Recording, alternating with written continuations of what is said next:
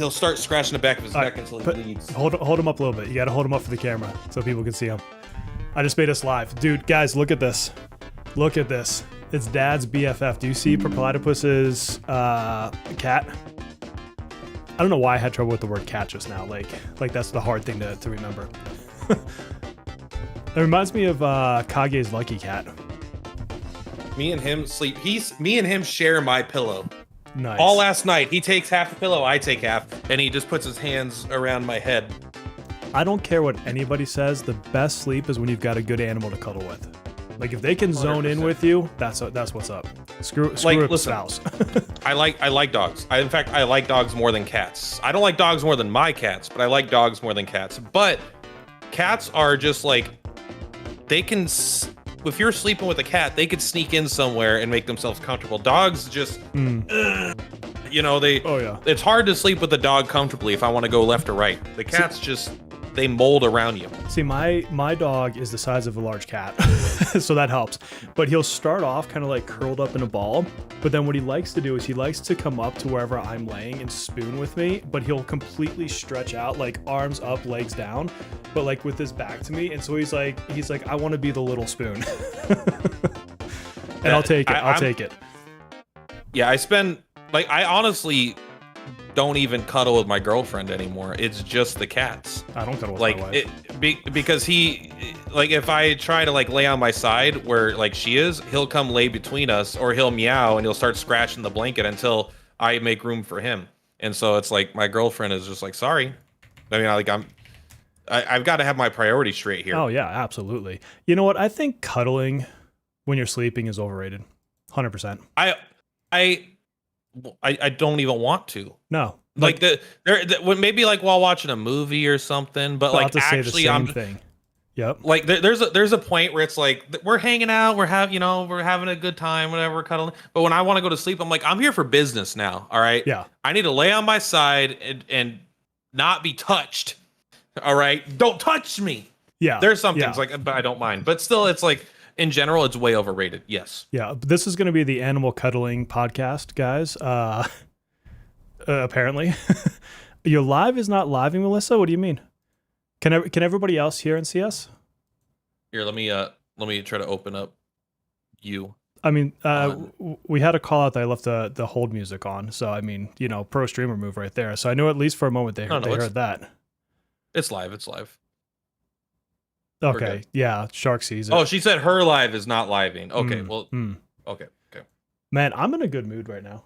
Let me tell you. So yesterday, what did you do? Why do you deserve many to be in a good mood? Many things. Probably don't deserve it, but many things. So yesterday was the last day of my 2-week diet, and it was like a crash diet, and it was only 1,200 calories a day while I was still working out.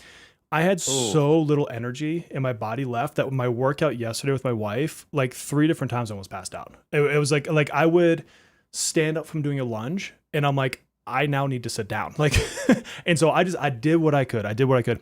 But today for breakfast, I had yogurt with some fruit in it. And it felt like a miracle because I've only had chicken, beef, and salmon with broccoli and green beans for 2 weeks straight. That's it. That's the only things I've eaten. And I'm like, oh my God. I should do a crash. I should try a crash diet like that. I've lost 10 pounds in 2 weeks, which it's aggressive. Like you don't want to typically do that. And that's why I only did it for 2 weeks, but it's the first time I've been sub 200 and longer than I'd like to admit. I've only been sub 200 and it was about 6th grade. And then once again, about 5 years ago for like 2 hours, I woke up and I saw 199 on the scale. And other than that, I've been about 280 pretty much for the last like 10 years. You're 6'37". I mean, so I mean, you're gonna naturally have more weight because of that alone. I know that this is not you. This is the world. Every time I say I'm 280 pounds, 100% of people that I've ever met in my life, I'm like, yeah, but you're like 6'4". You're tall. I'm like, yeah, but you could be fat and tall. I'm not saying I'm morbidly obese. I've met people that are morbidly obese, but like I've seen pictures of me.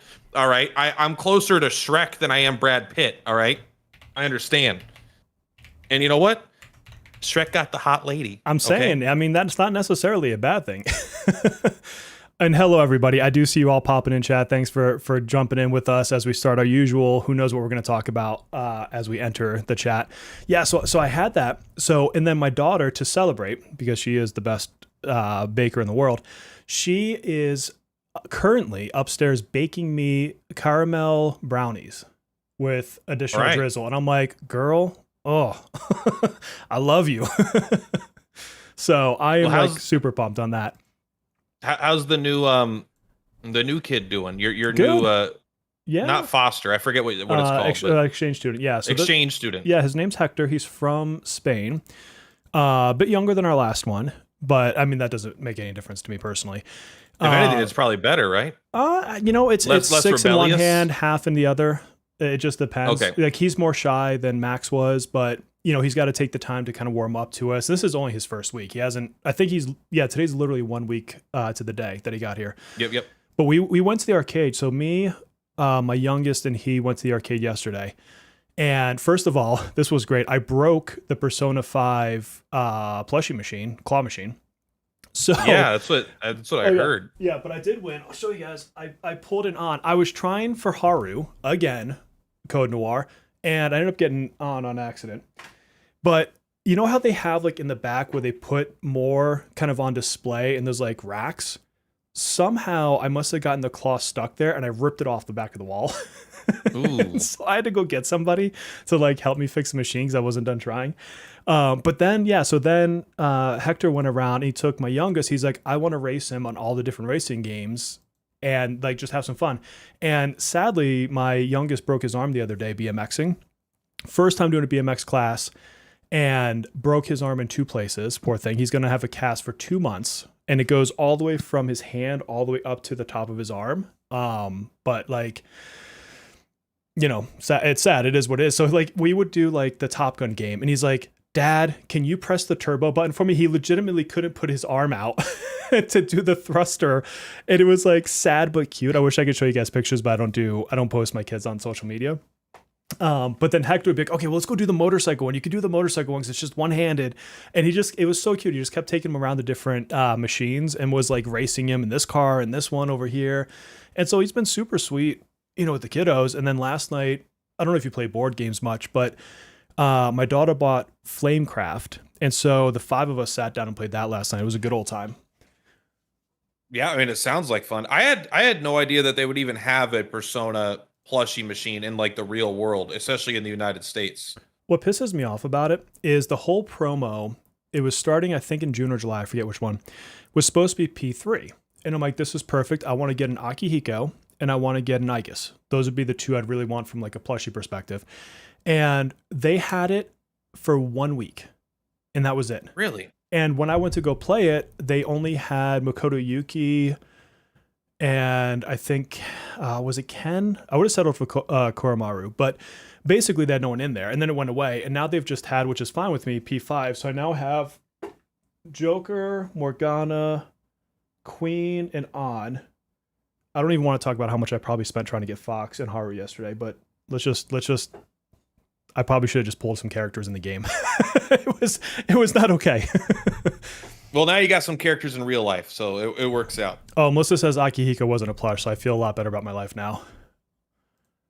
Because I definitely there was some sort of like, plushie machines around the world are getting Persona characters. Well, so our round 1 arcade, they do every 2 weeks to 1 month. They have a new promotional, whatever you want to call it, that lasts for that time. And so when you buy a game card, you get certain things. So like for the P3, I'll show you because I ended up getting both of them. Oh, fuck, hold on. You get like these keychains. I'm going to throw it up on the camera. And so I've got that one and their other one, but then it always is accompanied by plushies in a claw machine. But normally you would have, like, P3 should have been there a full month, which is what's weird about it. So I'm like, whatever, dudes, like, screw me over. I see how you are. But when they did it, for whatever reason, they brought back the Persona 5 ones, which I'm not mad about. And the Persona 5 ones, they seem to restock. So I'm like, I may eventually end up getting all of them. They must have just had a lot more in stock, right? I assume. Yeah. The more they wanted to get rid of. Yeah. And I think the reason I can't win Haru is her head is so fat because of her hair that when I try to pull her, it'll get a great grab, but then it's so heavy it drops it out of the claw. Whereas like I think Ann's entire body is the size of just Haru's hair. Like it's wild. Extra, extra. Read all about it. Haru has fat head. Almost spit up my coffee right there. So yeah, so I'm a sucker for claw machines. I'm really good at them. My son is starting to pick up my tricks. He won 4 yesterday. One of them on his first try and another one on his second try. And like some of it is, and I understand how this works just because of the arcade machines I own, but some of it is you can rig the claw so that it's too loose for so many pulls. And it's like I forget what the setting is called, but it basically is like the payout win rate. But even with that, there's certain things you can do to still manipulate the claw to try to be in your favor. And so I've been teaching him that for like months now. And so now he's getting in there just like, pow, pow, pow. And I'm like, hell yeah. He won an alligator, probably 4 feet long yesterday. And then he won a cat with sushi on it, whatever the hell that is. That's literally the size of my torso. And I'm like, Jesus, dude, like tear it up. Sushi cat. I like that. Yeah, I can't remember the last time I've done a claw machine. I bet I did one when I went to Vegas like 5 years ago, but I don't remember. But yeah, it just I like arcades. But now you go to like a lot of arcades now, like unless you go to an actual, like I went to like David Buster's and it's still just like it's all shitty ass phone games like put onto arcade machines. You know, it's like, hey, here's Cut the Rope. You want to play this one for tickets? I'm like, no. This is already on my phone. This is on my phone for free, bro. Yeah. What happened? Oh, people are asking about, yeah, it's round one it's very much like Dave and Buster's. It's an arcade plus bowling. And then they have like some karaoke rooms. They have like a couple pool tables. There's no bowling in where I am anymore. They've all packed up. Like there's a couple big chains of bowling, but it's like I have to drive and travel to get to bowling. I bet there's not even like 20 bowling alleys in the whole state. Man, I love bowling. I miss being in a league. I used to bowl in a league with my brother. But that was like, shit, my oldest was probably 9, 8. So, I mean, he's about to be 21. So that's how long it is since I bowled in a league. It was a long time ago. But man, bowling is like one of my favorite, just like chill on a Sunday evening kind of like things to get into. But yeah, so go ahead. No. I had nothing. I was going to say, I was just going to make noise to fill any gaps. Oh, hell yeah. We like noise. But yeah, so the rest of my week outside of work was kind of like, we're just not going to get into that, but I'm thankful to have a job that pays the bills. Let's just put it there. But I was telling my wife, this is a week of being a creator that it feels like the first time bigger companies are recognizing and like giving me a real shot. I am under either an embargo or an NDA for 4 different things right now that will take me through the next couple months. One of which, but I can't say anything yet. I asked and they said no. And then well, I don't want to, I'm not going to spoil anything. I promise. Yeah. I'll just say if people are following what you're talking about, they'll have ideas. Yeah. I mean, it's probably not the hardest thing to guess some of them. There's going to be a couple that I think are surprises that no one's going to expect. But I mean, obviously I plan coverage around certain things, but, exactly. Yeah. But I don't know 90% of anything you're doing, but it just like, I know if Bear starts talking about stuff, it's like, because, I don't see you normally putting out just like a random thing for something that you then never talk about again. You know, you like to dive into stuff. Yeah, I usually have 1 or 2 games that are like my personal interests, and then on those I'm always in the background trying to get to the developer, and it's probably like a 30% success rate at this point, which isn't terrible. But like it's incredibly high. Yeah, like for example, like Nivalis Nights comes out in September. I have yet to be able to get in touch with anybody on their marketing team, the developer. I mean, I'm even able to like message him directly on Twitter because he doesn't have a lockdown. He's never responds to me. I'm in their Discord. Can't get anything from them. But that's a game that like I still keep an eye on, and I'm likely to still do some minor coverage, even if it's just more tweet based and clip based. But it's like if they were to invite me in, I'm on it. Emberville, another one. I have been trying so hard to get into the Emberville team because they keep calling for creators. So I've been emailing them. I've been messaging them on Twitter. They'll keep having, because they do it through Evolve PR. They keep having these like, oh, if you're a creator who's interested, respond here and DM us. I've done all that. I've yet to get a response. And I'm like, but that is one. Is that the Mhm. Co-Carnage game? Yeah, yeah. It's Co-Carnage's game, Okay, okay. and it's like the Diablo meets Stardew Valley. Got it. Yeah, I think you mentioned it last week. I Yeah. hadn't heard about it before you brought it up. Yeah, dude, I'm seriously like pumped for that one. Like that's it's one of my highest on my radar this year, which is wild. So yeah, but the problem, it's not a problem. The thing is, it's going to be early access, not the full game. So it's going to be a lot like Subnautica for me, where I play it probably for a couple months and then I put it down. Or like Roamstead, I love that game, Roamstead. I played it, I made guides for it, and then I said, cool, I did what's there for early access. I'll come back in 6 to 7 months and check it out again. Like I'm not gonna play. Yeah, exactly. Good call. Good call. But these other ones, 4 of them are game related. One of them is company related, but not game. And I can't say what that means. I will find out tomorrow if we're able to make it work, because there's a scheduling conflict on my end. It's my bad, I guess you could say. But if this one works, it's just going to be a really cool, something unique for the channel. So it was just all in the same week. Everything was just hitting, and I'm like, okay, let's fricking do it. Now I wish I could get some paid sponsors, but I'll take the gaming side of it, which is kind of cash in its own rights. But I mean, I can tell you my sponsor money's down. I am really hoping that RGG reaches out to me again. Mm-hmm. Mm-hmm. What was that game called? Heaven Ain't Dead? Stranger Than Heaven. Yeah. Stranger Than Heaven. Looks really good. I still like that game. I will make them as much content as they want. All right. Dude, but what they paid per short was insane. It still comes out in like 5 months, so they haven't done their final marketing campaign. They did like a big one. They'll probably do another big one. Yeah. I mean, I don't have anything going right now. The only thing I have going is my own personal desire to play Suikoden, the Suikoden gacha, and like I want to play lots of games, right? Like I've decided I think I'm going to pass Brigandine Abyss, and I'm going to instead probably try to make content on Star Wars Zero Company instead. That game looks so good. Just because Brigandine Abyss isn't it's not structured in a way that I think it's fun to make content out of. It's closer to making content for like Civilization 6, where it's like these big campaign round-based things more, where they might take a long time to complete. Whereas like Zero Company and most other games are like, start and end, and then you've beaten the game. And I think that'll be better for content. But I've been doing Langrisser, right? Sea of Sword. Okay. Yeah, I was going to say, because I've been watching you do your streams on that one. How are you liking, I actually wanted to bring this up today. How are you liking Langrisser? Because I know, like, when I was in your stream the other day, obviously, I came in right when you were showing everybody the level of Gunnar. And there's that one chick. She looks like a young maid. And it's just like, I think TikTok wouldn't let you put that on their platform. It's that If you click her, she sticks her underwearless ass out and shakes it for you. Yeah. Yeah. I'll say like, so that's why they put like, I don't know what they're called, like bloomers or something. And some versions of her, she has like that big maid underwear or something. Yeah. But like that's like I think way more acceptable. But like that specific character is a standout. Even the character that's like looking away from you and it's like she just has like a thong on and it's her ass. I'm like, that's still, I think, potentially too far, but it's not as like overtly. Yeah.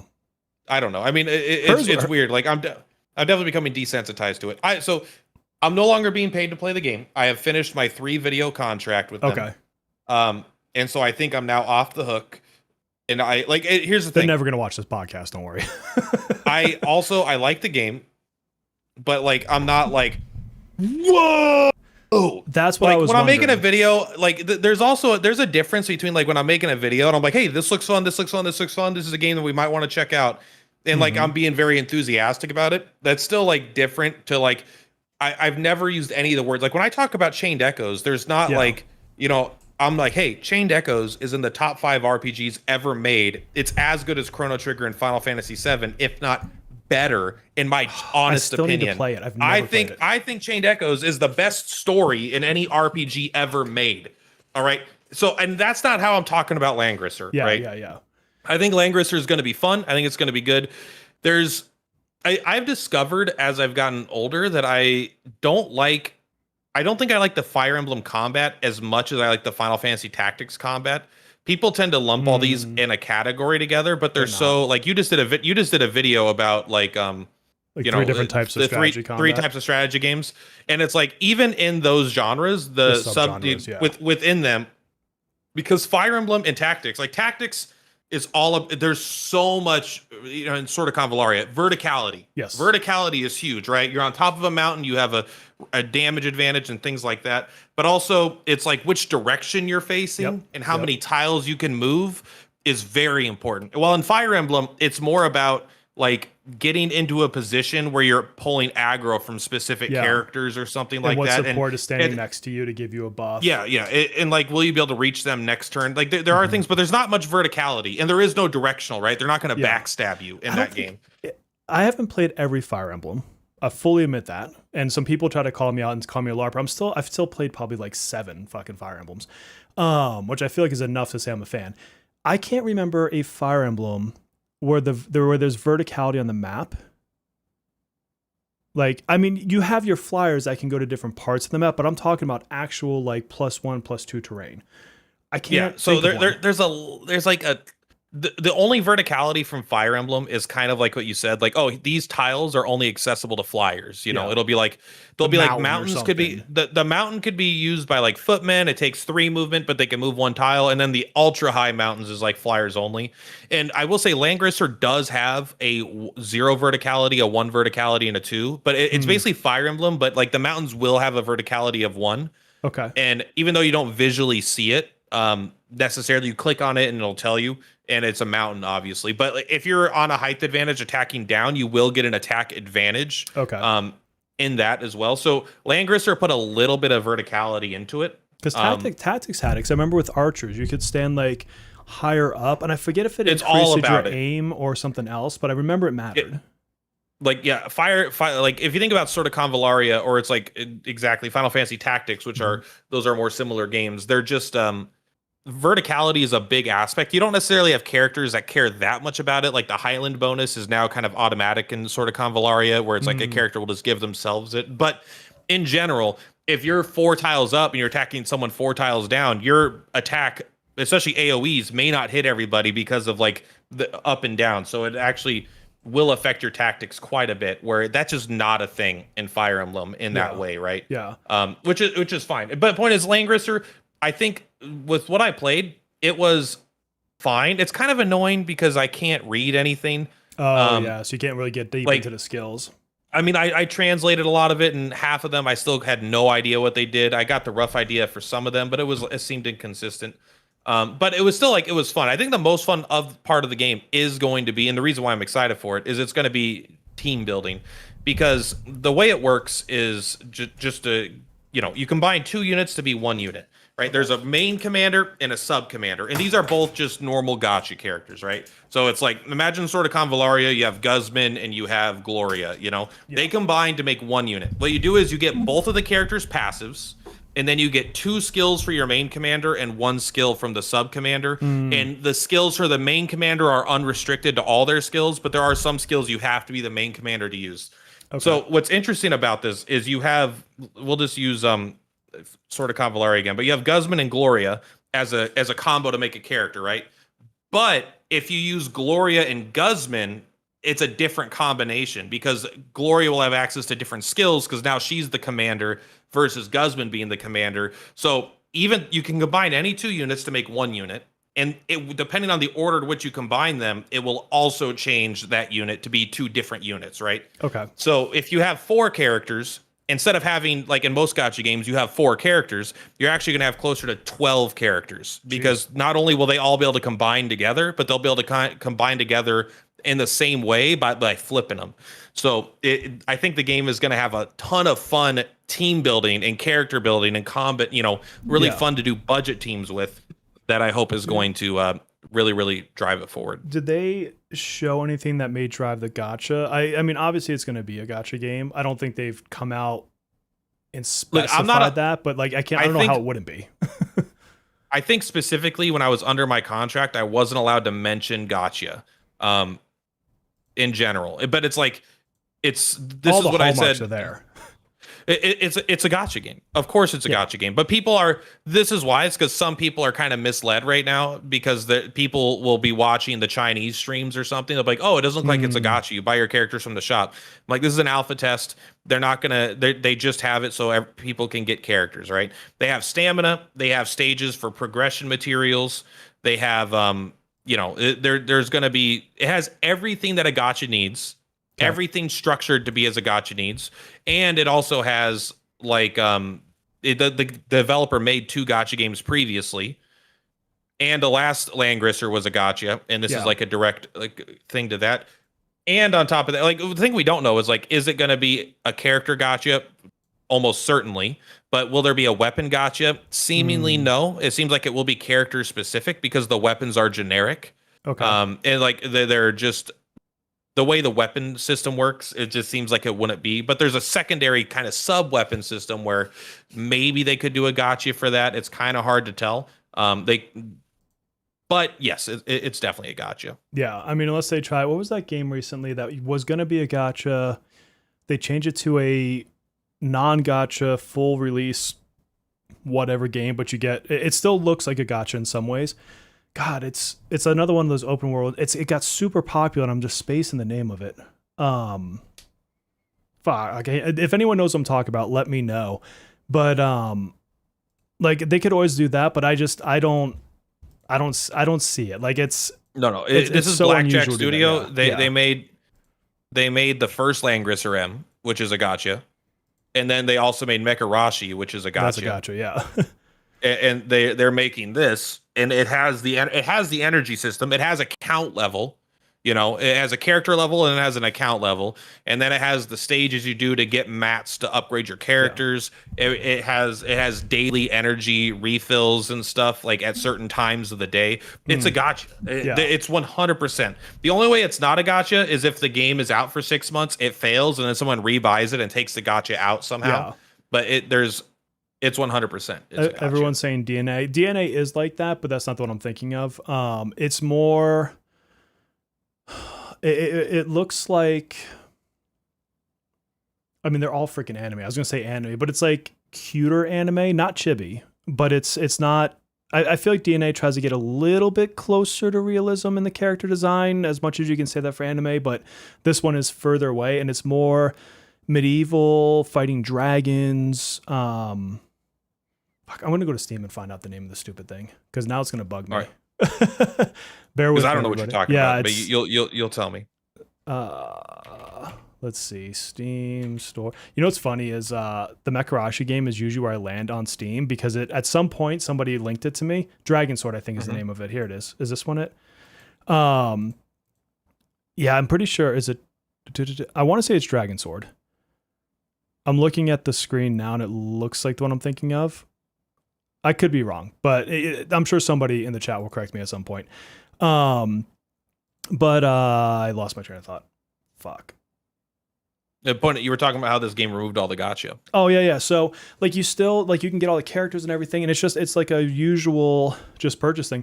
And other games like talking about DNA for example moved from strict gacha. I actually really like the way DNA handled it. Now, I haven't played since the first 1.0 story, whatever, because they had that giant breach where they got hacked, which was, as far as hackers go, and I want to bring this up in a few minutes too for something else. I was actually pretty entertained by the way they did it because they went into the game and just basically put up something that said, "Hey, we hacked you," which is the funniest thing to me. But also completely removed I'm never gonna log in again. Like unless they pay me and I can see that they've done something to prevent that, like I'm not risking my shit, right? But in any case, they had it where you could, anytime a character came out, they had events to where you could get, I don't know what they're called, but shards basically, and you had to get a lot of them. And like it was heavy grinding, but you always could work towards it and there was no stamina. So if you wanted to spend the next 15 hours just mind-numbingly doing the same stages to get it, that was perfectly fine. If you wanted to spread out over weeks and weeks, you could.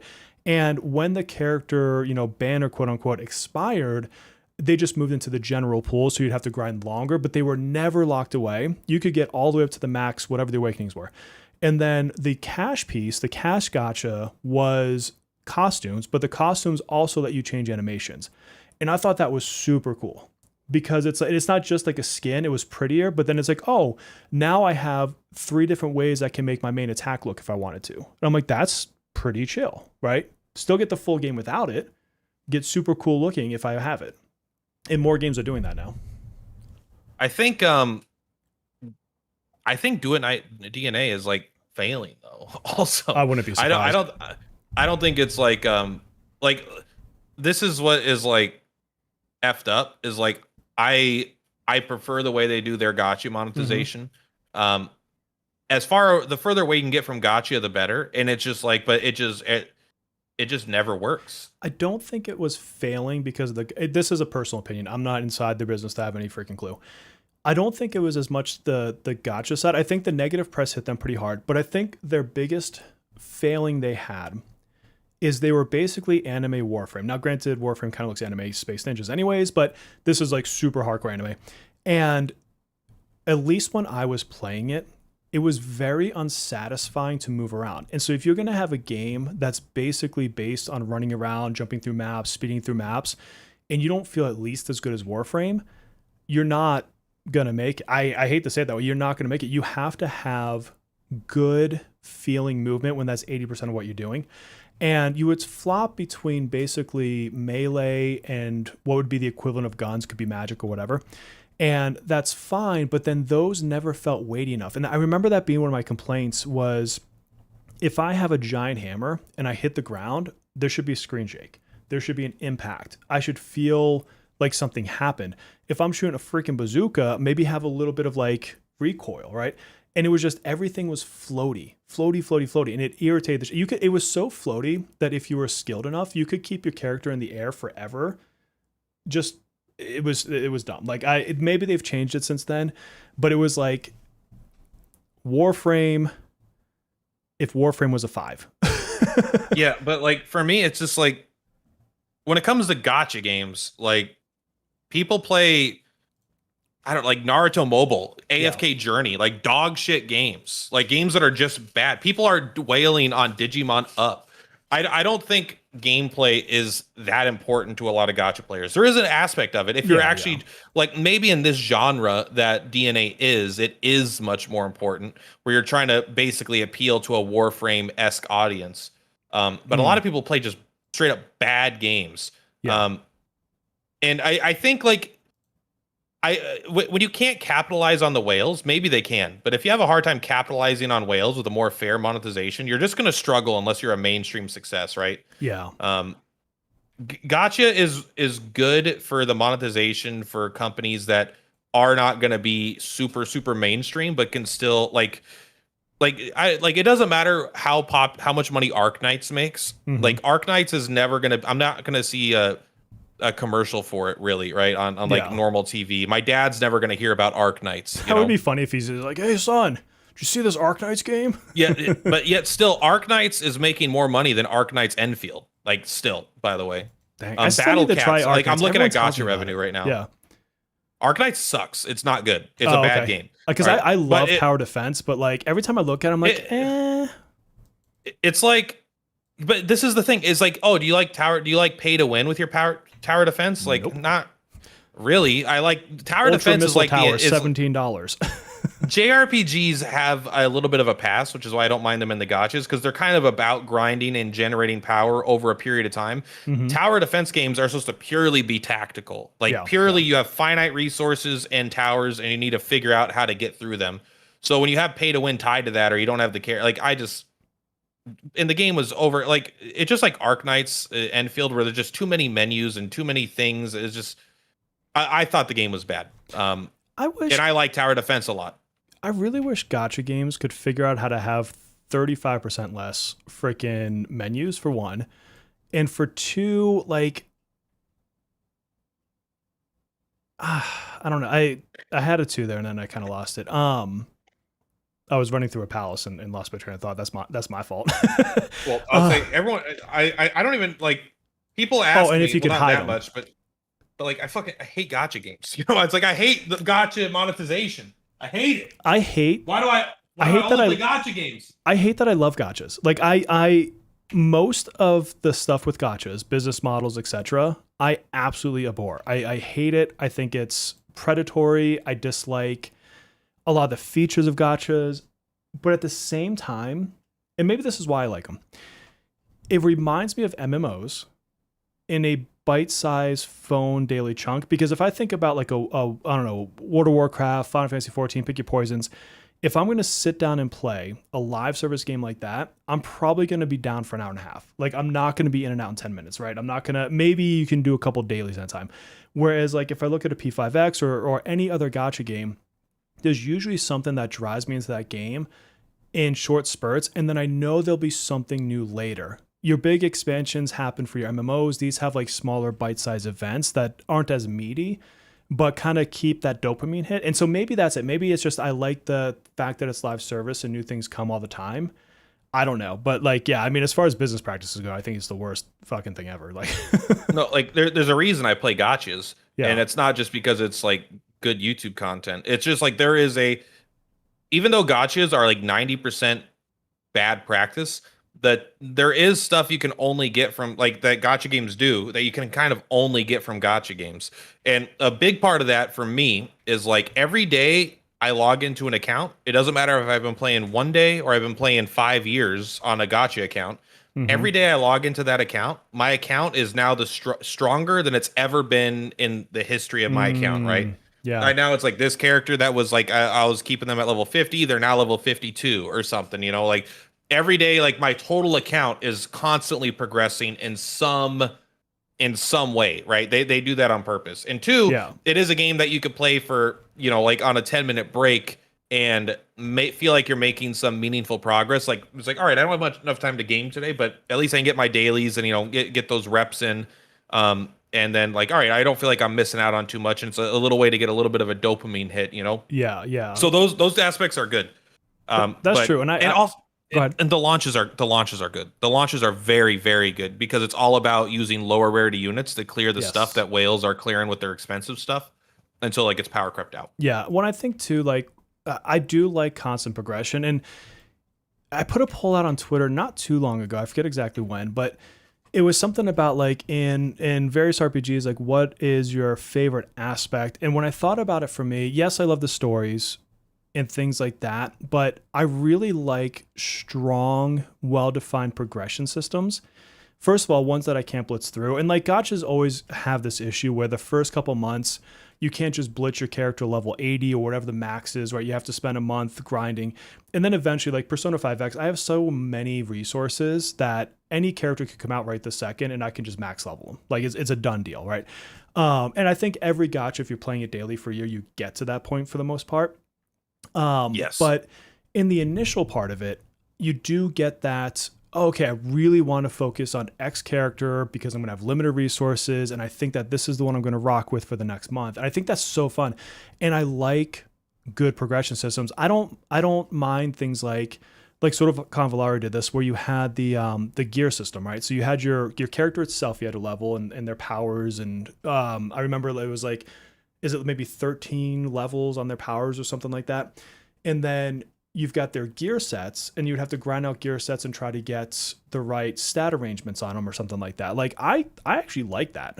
I know a lot of people don't, but I like it. I honestly like the grind that people don't like. Like I like the card grind, like looking for a new, like, in Persona it would be the cards, looking for the perfect rolls on these cards. I don't like the way Persona handles it, but yeah, like, but it's like in general, you're looking for the artifact set, the equipment set, where you have to like level it up, and each of the levels gives rolls, and you're looking for the right stats. Like, I typically kind of like that as like a late game min maxing thing, because usually like I especially like it in like sort of Convallaria, because it's like you could just, even if you don't get like a peak roll, it still could be like, you know what, this is still good to use on some characters. You can kind of move gear around and stuff, and I kind of like they're always elusive perfect, because the one time a year where you get the perfect one, it feels like super cool, and you're just like whipping it out and putting on characters. I think I don't know. But like Persona, again, everything, like one of my biggest issues with Persona, if we haven't talked about that long enough, is everything is so stupidly like, no, you can't just roll like a card and then use it on 6 characters. Like every character has a very specific card set they have to use. That way you can't accidentally have things that overlap with other characters. There might be like a few times where this card set will work on 3 different characters, but it's like they started doing it where they released a character and then they released 3 new card sets for this character, the next banner character, and the banner character after that. That way everyone would have a stupid card set bonus to use that was unique to them, so you had to regrind the cards. And then every weapon is tied to the specific character. It's like, oh no, this isn't just a sword. This is Fox's sword. Yeah. Only Fox can use Fox's sword. Even if you could equip it on other characters, it would be dog water because it doesn't do anything. I hate that so much. I hate that. I hate non. Even if it's like at least Sword of Convallaria, they release a character, they release an OP weapon for that character. That OP weapon can be equipped on anybody that can use that weapon type. And sometimes that weapon will be like the new best in slot for an old character just by happenstance, you know? Yeah. And so it's like I hate the specificity of the cards and the stupid weapons. I will but always it's a good game. hate on every gacha game. And it's so funny because in past videos, people like will write me freaking paragraphs on why I'm wrong. And I'm like, it's an opinion. There's no right or wrong. It's just my opinion versus yours. And we can both be right in our own minds. But I will always hate a gacha game for having both a character and a weapon paid gacha. Pick one or the other and stay in your goddamn lane. Like, I don't need to spend money on both. Like, here, I'll give a perfect example. So this is the first month where I just don't have enough in YouTube funds to spend any money on this game. I'm going to go into my personal funds for $5 to get the card because I just checked mine ends in 4 days. But I'm not buying any packs, any of the 7-day spoils, none of that.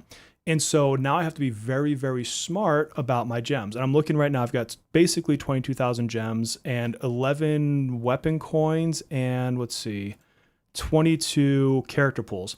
So I might be able to guarantee one more character for now. And so now I'm like, okay, do I put that on Blitz, who's our next character on Thursday? Because I really want her. But unfortunately, in the grand scheme of things, she's one of the more skippable ones. Or do I wait for Cosmic Yui, who's the one after, who I really want? And so do I need to skip another character? I just skipped Barry. But now it's not just that. Now it's, do I skip the character? Or do I skip the character and the weapon? Or do I try for the character, then I get Cosmic Yui if I'm lucky, and I can't get her weapon even though I really want her? It's like, it just adds so much more friction to my enjoyment of the game that I also need to go for the stupid weapon with the same cash, effectively, as the cards. Like, it's just not a fun experience when that happens. Even Sword of Convallaria launched without a weapon banner, and then they added it. It's just bullshit. Like such a it's such a good ways. It's just such a good way to milk the whales because the free to play players don't touch it, right? Yeah. The free to play and even Dolphins, like what comparatively, you know, for every 100 pulls on the main banner, you might do like a multi on a weapon, see if you get lucky. You know, like so it's really the whales who are already going to max out the character and then get multiple copies of the weapon. And in some cases, like Persona, because it was there in conception, like they'll try to get you to get 1-in-1, A0, R0 kind of thing. You know, they'll just make it like, hey, the first dupe of the character is worse than the weapon of the character. Yeah. But I'll say, like, Sword of Convallaria did totally ruin my... It's the most free-to-play gacha that I've ever played of all time. And it's really kind of distorted my view of what future gachas are like. In the Theory of Restart to an extent also, because you only needed one copy of a character ever. Yeah. But it's like so many gachas I've played like since the game, I'm just like, man, this is why like I would not have been nearly as hard on Persona, like with the gacha aspects, had I not played Sword of Convallaria first, where all characters are farmable. You know, like once you get one copy, you're 90 days away from having them max start up, even no matter what. You don't ever even need to attempt to pull a dupe. Yeah. And so every 90 days you get 3 5-star maxed out characters. I love that they do that. And like that was a Langrisser thing originally, so the new Langrisser will definitely have that as well. And Suikoden has that as well. It's like just a thing that games are adding. It's very slow in Suikoden, but it's like much slower. Yeah. But also like Sword of Convallaria now does this thing where it adds it's like 50 every time they release a character. They release for, I think it's $15. You can get 30 pulls and 10 weapon banner pulls. And like, this is not like, it's a way to spend, you know, because they have the battle pass, right? So you spend $10 on the battle pass, you spend $5 on the daily things. So now they have a way where it's like, they can get an extra $15 to $30 a month on top of that from a player. It's all like the nickel and diming that gets you. Yeah. But I mean, I'm trying to think of another game that when a new character comes out, they'll give you 30 pulls and 10 weapon banner pulls for $15. And I'm like, That's really not bad. that's like a real, and you don't, it's broken into two. So you actually could buy 15 and 15, you know, so you can actually buy it for half the price if you don't want to go all the way in, but you can get 15 pulls and 5 weapon banner pulls, then another 15 and 5. So it's actually only half, it's only like $7 to get it. Yeah. So it's like, it just, I wish that just I'm and also by the way, sort of Convallaria, you have the weapon banner that every month gives every time the weapon thing comes up, they give you a ticket for a weapon in the weapon. You know, they give you the battle pass gives you a weapon, and not only does it give you a weapon, it gives you every weapon that is like not the newest like 3 weapons or whatever. It doesn't give you 25% of a weapon. It doesn't. Not only does it not give you 25% of a weapon, it gives you a selector for every weapon that's ever been released in the game up until like the most recent like 3 or 4 banners or something, and it updates like every season with the last season of characters. So I have like 5 copies. I can max out any weapon in the game that I want almost right now. Nice. And it's God. I love Persona. Persona is so fun, but so many of those little things annoy me. Yeah, Persona is a good example of nickel and diming people. But I think, sort of Convallaria, the whole, you can focus in on your shards for one character to get all of their duplicates, but it takes a good amount of time. I love that in a gacha game because it says to you, I can pull, to keep it in Persona terms, an A0. I just get the character. I really want that A1, but I really want to save for the next character. And so I'm going to choose to put this, and what was it? Was it 3 characters you could put in the fight or 4? It's 3. So it's basically it averages out to every 33 days you get a character at 5-star, but it's in batches. So it's 3 at a time every 90. Yeah. So I can say I'm going to make the choice to not A1 this character and take X amount of weeks to really buff them up. But it's at the expense of someone else. And like, there's always going to be that meta guy that's like, oh, but if you did this character and blah, blah, blah, whatever. But like, you can choose as a player, be like, no, this is my favorite. Like I remember using, what was the Agrius chick? Gloria. She was like my favorite character at the start of the game. Like I thankfully got her without having to reroll. And I'm like, she's it. I'm going to put her front and center. I'm going to blitz that mode and she's going to get, built out. That was fantastic. And then I still think that one of my favorite gacha systems, and I'm not necessarily saying the costs, but the handling of it, and I stand on this game all the time, is the City of Final Fantasy, because you always got the character. All you had to do was basically play the first stage or 2 of the event, which you could auto battle through after like week 1. You got the character, and you would have a basic weapon for them, so you could put them on your team. But then each of their big powers was unlocked by weapons. And so in the very beginning, I forget what the type of weapon was, but I remember it was like, if you had Tidus's, like you were set. Like we used to have the Latico, which was lightning, Tidus and Aiko. And if you pulled their weapon, and this was the gacha side of it, right?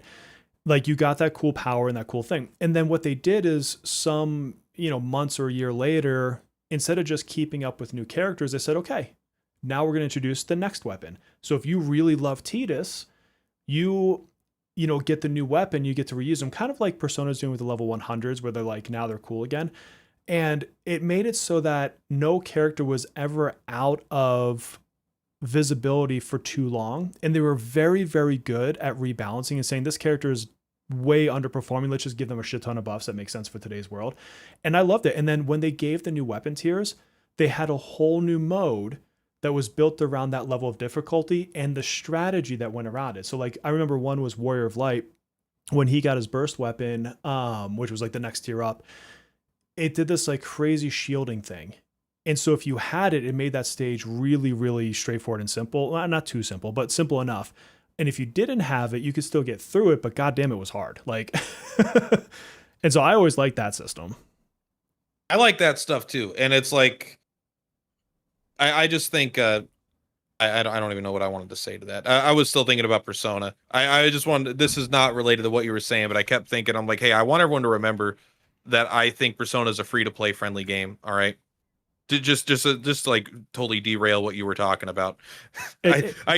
It's If you go back both. and watch like our first podcast or our first 3 podcasts, I say it's the most free to play greedy gotcha that I've ever Absolutely. played. I still all think right? that's a great way to explain it too. It really is. But I never played Final Fantasy, so I don't really have a good context for their systems. I've never Yeah. played like any of their gotcha games.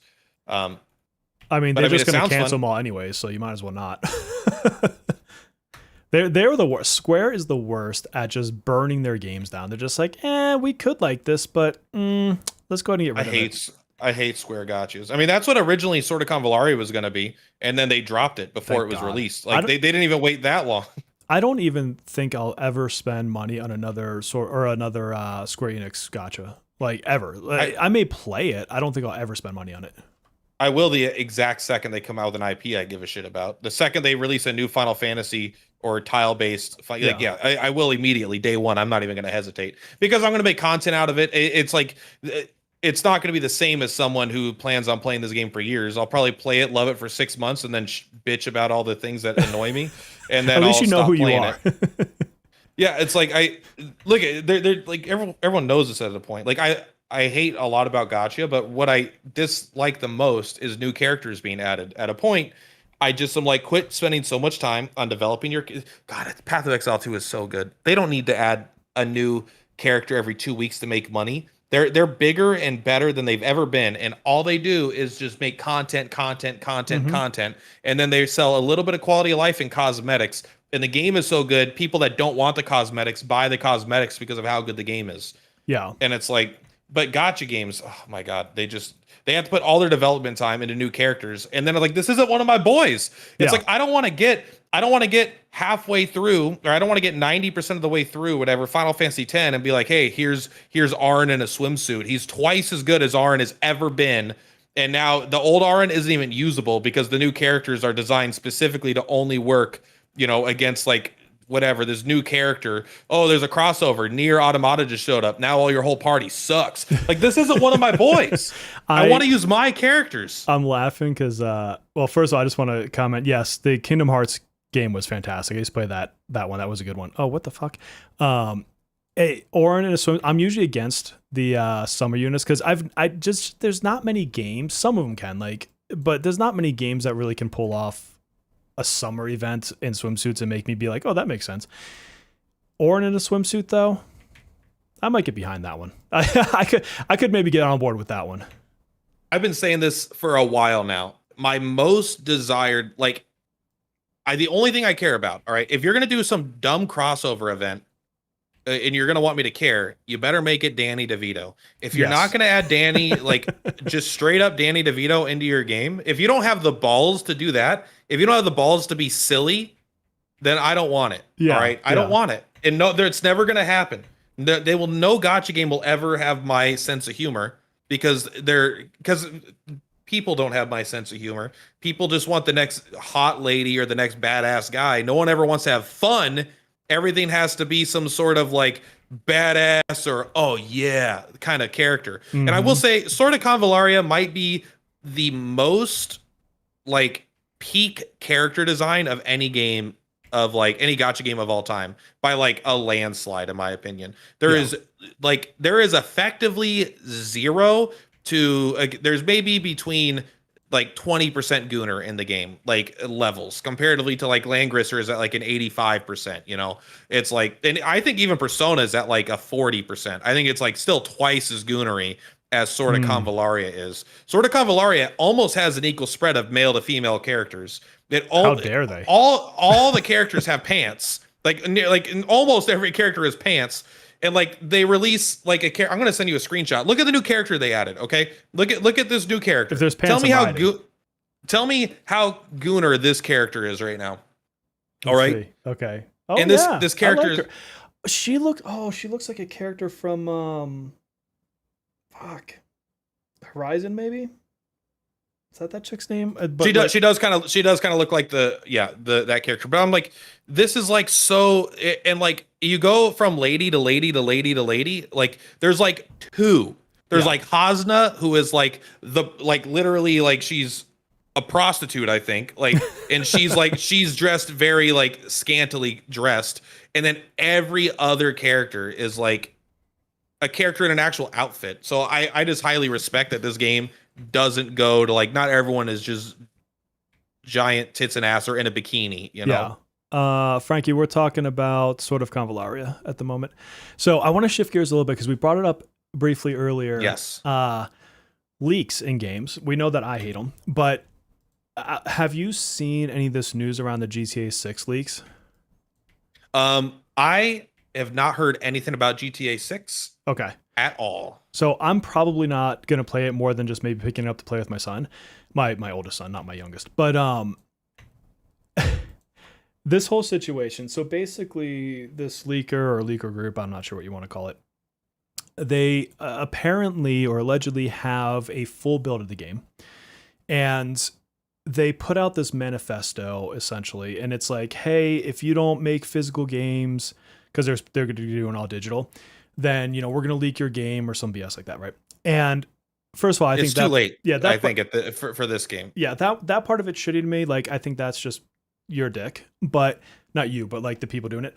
But the thing that really is crazy to me is there's gameplay leaks they keep doing. Some of them I keep seeing. I'm like, okay, that one's obviously someone faking and it's AI. And then other ones I'm like, that might actually legitimately be a part of the game. I am not convinced that it's not Rockstar doing it themselves. Cyber leak. Yeah, that's the one. Thank you, Melissa. I'm not always the biggest conspiracy theorist, but I honestly think this one could be Rockstar. Here's the thing. I'm in the game space and I've never heard of this. I mean, I know it's popular, right? It's obviously a lot of people are going to know about this, but I really don't think like 99% of their audience that's going to buy the game will ever even hear about this. Oh, I don't know. They're pretty hardcore on some of the news.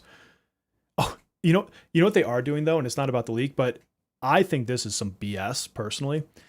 Their next gameplay event / gameplay that's officially from Rockstar is, I think, maybe on the 26th, but they're doing it through Netflix. So you have to have a Netflix subscription. I did hear about that they had a Netflix 30-minute gameplay reveal. That's a cool ballsy. That's a ballsy way like to do it for sure. I think that's more anti-consumer than fucking digital only for that specific title. All right, I might be out of the loop. Okay. I think Rockstar is severely overestimating how much of an impact GTA 6 will have. Not the saying that it won't be a hugely successful, one of the best-selling games of all time, but like I don't think it's going to have the cultural impact that number 5 had. I think we're just like at a different, like that game's like 12 years old, and I know it's still very successful today. But I really think like most of their sales are still from people that don't watch like YouTube videos. Like that's like a Madden game kind of, it's like, I know there's a lot of people online that like Madden. I know there's a lot of people online that like GTA, but it really is such a broad audience.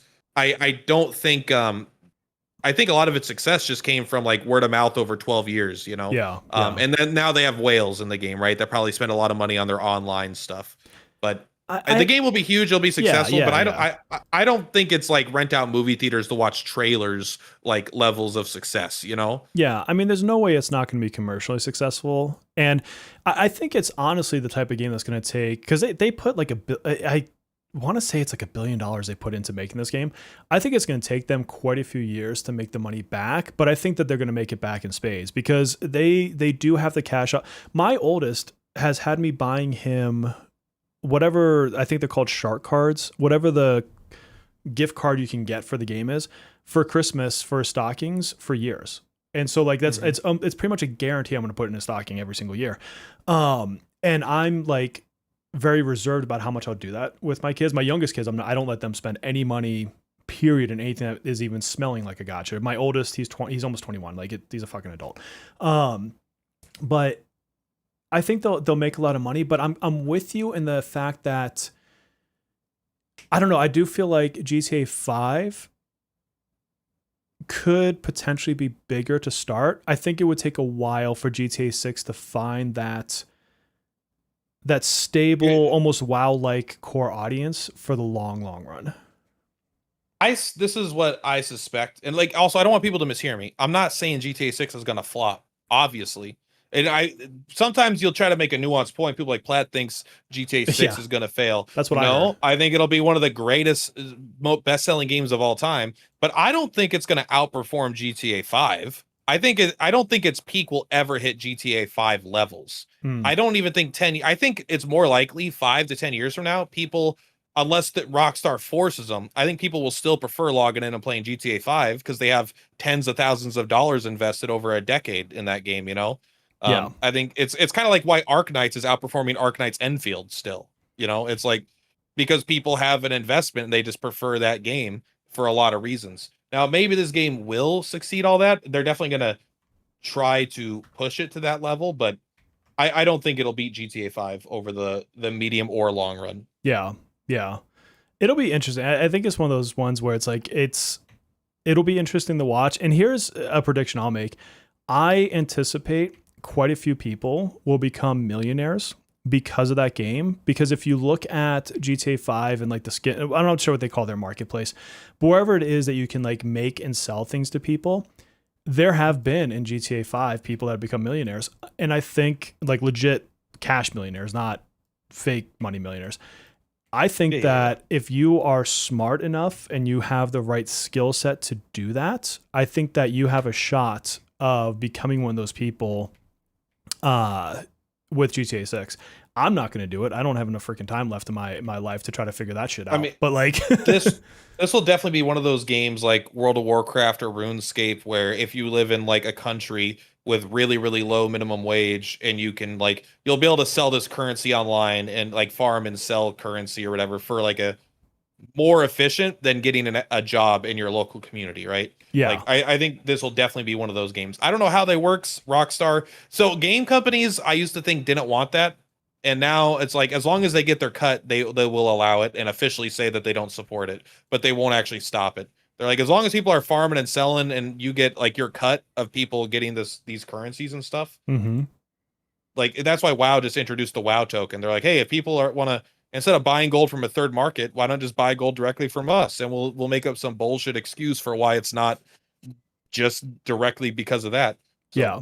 Yeah. So like you said, I bet some people will become millionaires in some way, although I don't know how the economy in that game works. Yeah, it's somehow it's kind of like in from my understanding, like like in Minecraft, you have like the Minecraft marketplace, so you can build like skins and like entire maps and shit. Okay. It's I think it's more in that. I'm not a GTA expert. I don't even own 5, so I don't even care. Look at you want to know my GTA experience? I love San Andreas. I love the one where I think the Miami Vice one was the one I liked. Yeah, the Miami Vice is not the one that I played. I mean, maybe a second. I did some cheat codes, Konami codes or whatever, and like had some fun. But it was the one where you could level up the skills. I remember just riding my bike around and doing drive-bys on my bike, and like that game was yeah, that was super fun. Then I bought GTA 5 when it came out. I played it for about like 10 hours and I was like, all right. And I haven't played it since. It's like Minecraft. I played Minecraft for about 30 hours the weekend it went into like open alpha or open beta. Like before they added, I remember when they added Redstone, it wasn't in the game. Grand Theft Auto had no online when I played it. That was released later. And I played it for a while and I was like, all right, I had my fill and I'm done with it. And I've never gone back. I don't go back to play games pretty much ever. And that game did not have anything that I like. It's just not my style of game, Yeah, yeah. So GTA 6, I'm not going to buy. Yeah, I'm like I said, it would be just for playing with my son if he ends up getting it. But I definitely won't be covering it. I mean, if Rockstar called me and they're like, "Yo, we want you to cover this game," then of course, like, if Rockstar pays me, I'll be in it. I'll be in it. But there's going to be 1,000 people who are going to start or build their YouTube career on GTA 6. I guarantee it. It's like a race to just find who could get the funniest clip in the first 3 days. If you can get the funniest clip in 3 days, get some really weird situations, like you'll get a bunch of views, do that a couple times, you have a career, baby. Oh, absolutely. And I think I just don't like, I know as a creator, I can probably get a bunch of views on it, but it's like, I don't love content farming for the sake of content farming. Like I would say I'm skeptical of either of our ability to succeed, not from talent, but I think 30,000 people are going to attempt to do the thing and 2 of them will succeed. It's like exactly. 2 to 5 of them will actually be the ones that get it. So some people will get careers. Absolutely. I just think that a lot of people will try and fail, Yeah. and it's at least partially up to luck. It's also a shit ton of skill, but there's a little bit of luck involved too. Oh yeah, and I think like where my journey is at is I'm kind of in this corner that I'm churning, and I know we talked about it before, so I won't go too far down on this, but is on the one side I will still do experimental content on just formats that I enjoy for the sake of me doing it. Where if I get 2 views or 200,000 views, it doesn't matter. It's for me, and I'm bringing the viewer with me, right? Then I'll have my other stuff like what's a game that's really far out? Like we'll just use Persona 4 Golden. I have no connection to review copies, so hopefully I do. But that's the kind of game where I would love to do like a lead in, and like because that comes in what, February? Maybe spend a month hyping into the game, planning out content, and then really scheduling in my brain, when do I want to do this guide? When do I want to do that guide? How do I want to really support this game for 4 to 6 weeks?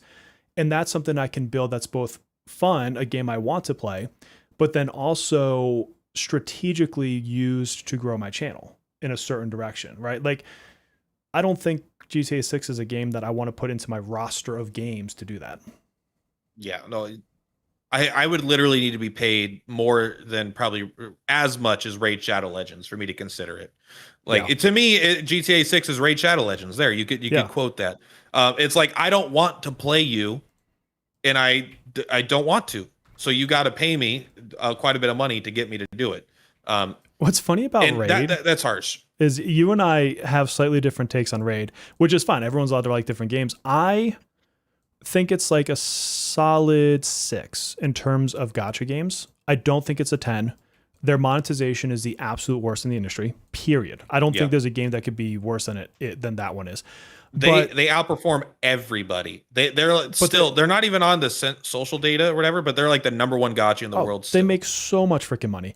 And I actually did enjoy playing the game, but it is a game that does not command my attention enough to play it for free, which is a funny thing to say. But like, if they call me for another sponsorship, would I do it again? Absolutely. Because I do genuinely like that game. I don't like it like I like Persona. I don't like it like I like a lot of other games, but I like it just enough that I would be okay playing it again. Like if they had like another like end of year promotion and they want to bring me back in, cool, sign me up.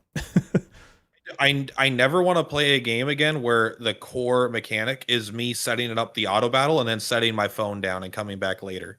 Like because I don't work from home. When I'm at work and I have to have this thing, now I have to like try to find a video that I want to watch that's like long enough, and then I have to have this thing going. It drains my battery like that.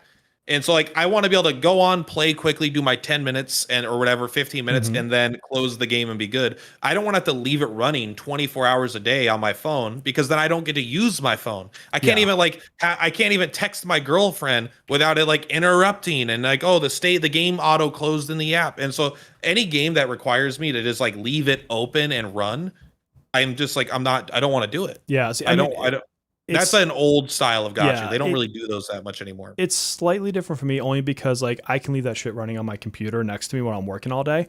But here's the thing is their dailies don't give a fuck about your life. Like like in Persona, most of the time I only play this game for 5 to 7 minutes a day. Most of the time. Obviously I save some content like what I'm doing right now on the podcast live stream. Like I'm just clearing out the palace stuff to get the 100%. And so, I'd have stuff like that. Why can't I get in this fucking room? I have stuff like that, but like that game, if you really, really want to do the dailies, it was like 45 minutes. It was not quick to get all the stuff you can do for dailies. But in terms of a game that really hits the mark on how much progression you're doing, like progressing a character over the long haul, I will say that one does it. Like you definitely are going to be progressing your characters for a long time. I can't play a gacha anymore that will also allow you to run multiple of the same character.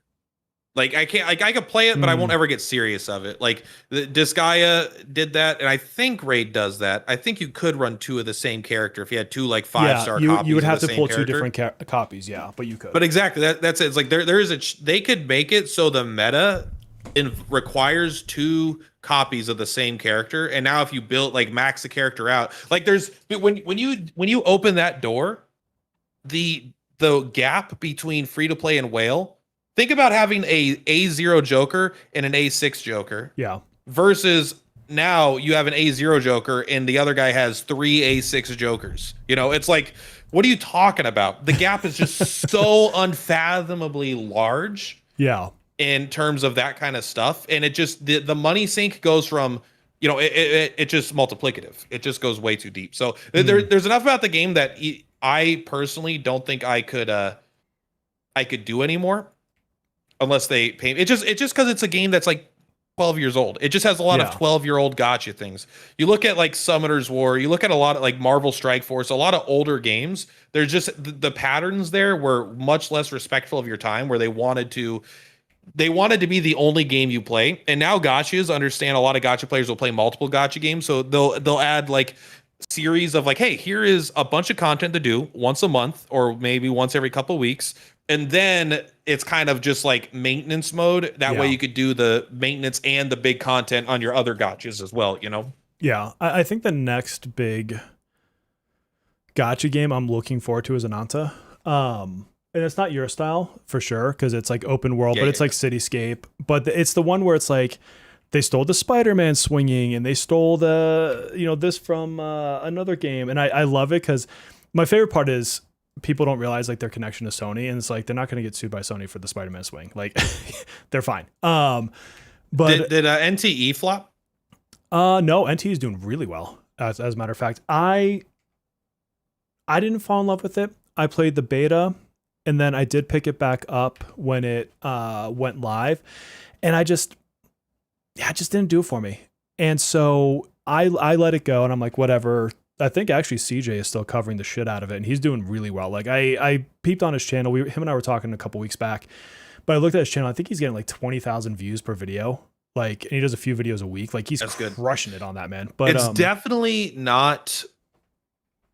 It's definitely, so it's probably lower than what they were hoping, but it is doing good. It made 10 million last month, which is huge. Like 10, probably more than 10 million, but the sensor data is. But it's like that's the 15th gotcha for like a newer game. So it's like, insane guess when the 10 top, million a month is considered like 15th place. Like, but like the top three. Who are the two? Oh yeah, Genshin. That's no surprise there. Genshin Impact, Honkai Star Rail, yep. Zenless Zone Zero. ZZZ, really? The Hoyo. All three Hoyo games are number 1, 2, and 3 right now in July. I'm surprised on ZZZ over like a Wuwa or something. This one is it. They must have had like some sort of. I bet they do like their anniversaries. I don't know if they do it at the same time, but it was 9 million last month to 37 million. So it's like they did something huge. So there must have been like a half anniversary or an anniversary. Huge story. I guess half anniversary, more like second anniversary because the game's old now already. But yeah, Wuthering Waves is up there. But then it's always Fate Grand Order, Monster Strike. These are all up there as well. Yeah, Naruto Mobile, which is a dog water game. I just looked at it. Oh my god! But it's 33 million and it's only China. Jesus. I mean as far as gacha revenue type stuff, that's not bad.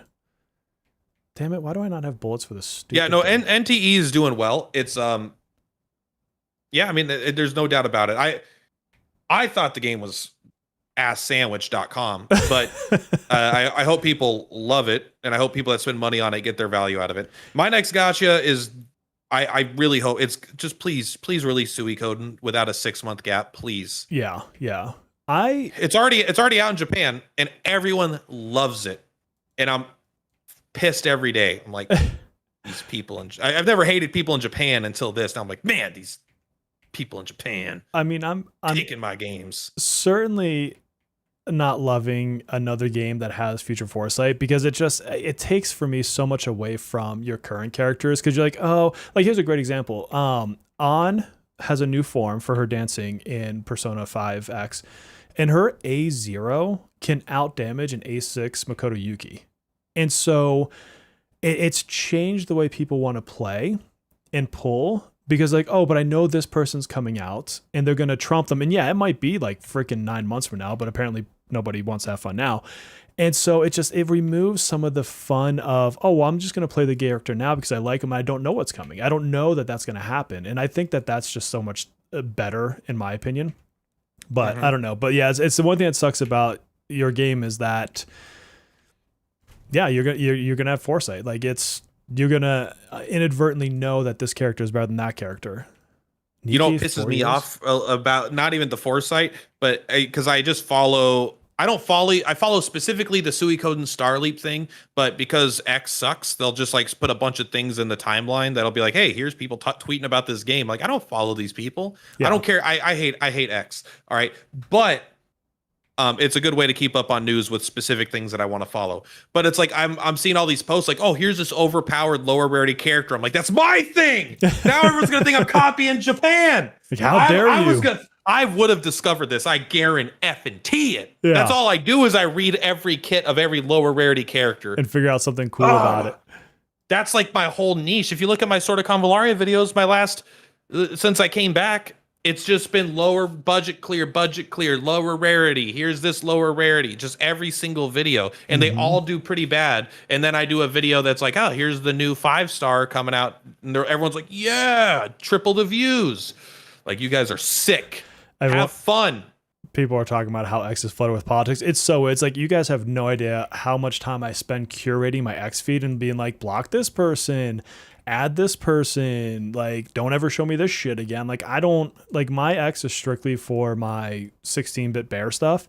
I don't care about who did what with whom whatsoever. Like, keep that shit away from me. Oh, X sucks. Yeah. But but I also hated Twitter. I didn't think Twitter was any better. I don't think Elon Musk ruined the website or anything. I don't know any. I've always hated the website. I just use it to follow people that I follow. That's it. Like me. I don't like social media though. Like I don't have an Instagram. I don't like Reddit. I don't like any of that stuff. Yeah. So I hate Reddit so much. Sent a GG for 10 joules. Oh, thank you, Shin. I'm still getting used to this whole new like system they have on YouTube. Other people are talking about. Have you seen the new JoJo game that came out? Yeah, but it's a mobile game. Yeah. It's a gotcha. I have watched some. But when I say mobile, I meant idle. I'm sorry. Oh, I don't know. Like I have nothing. Oh, it's a stupid fucking ant I have to shoot. Sorry, I'm like doing this dungeon while we're talking. I watched JoJo like when I was younger and stuff. I don't keep up with it. And so like, I don't have like some big like connection to the franchise. I know a lot of people do. So it's not like I think that's a bad thing, but it's like, it's another gacha. I'm like, maybe it'll be cool, but it's not grabbing me to where I feel like I want to invest any sort of time in it. Yeah. I mean, like I only know about it because of Vulcan, because I have Vulcan on my like feed on YouTube, but idle games are not fun. They always suck every single time. Yeah. 100% of idle games I played, AFK Journey, AFK Arena. Then there was like Street Fighter. Oh, yeah, I remember the Street Fighter one. That one was something special. Like I like, for the people that like them, they like them. I always think they're trash. I just like, again, I think they are badly designed too. Like they are literally games designed to not be played. But besides that, I also like, I personally just don't find it fun, and I don't find that version of Number Go Up fun. Yeah. I like having input, you know. Mm-hmm. I think that's why I like the strategy RPGs so much, because there's so much like the difference between a turn-based RPG is fun, and there could be a lot of greatness there, and I love them.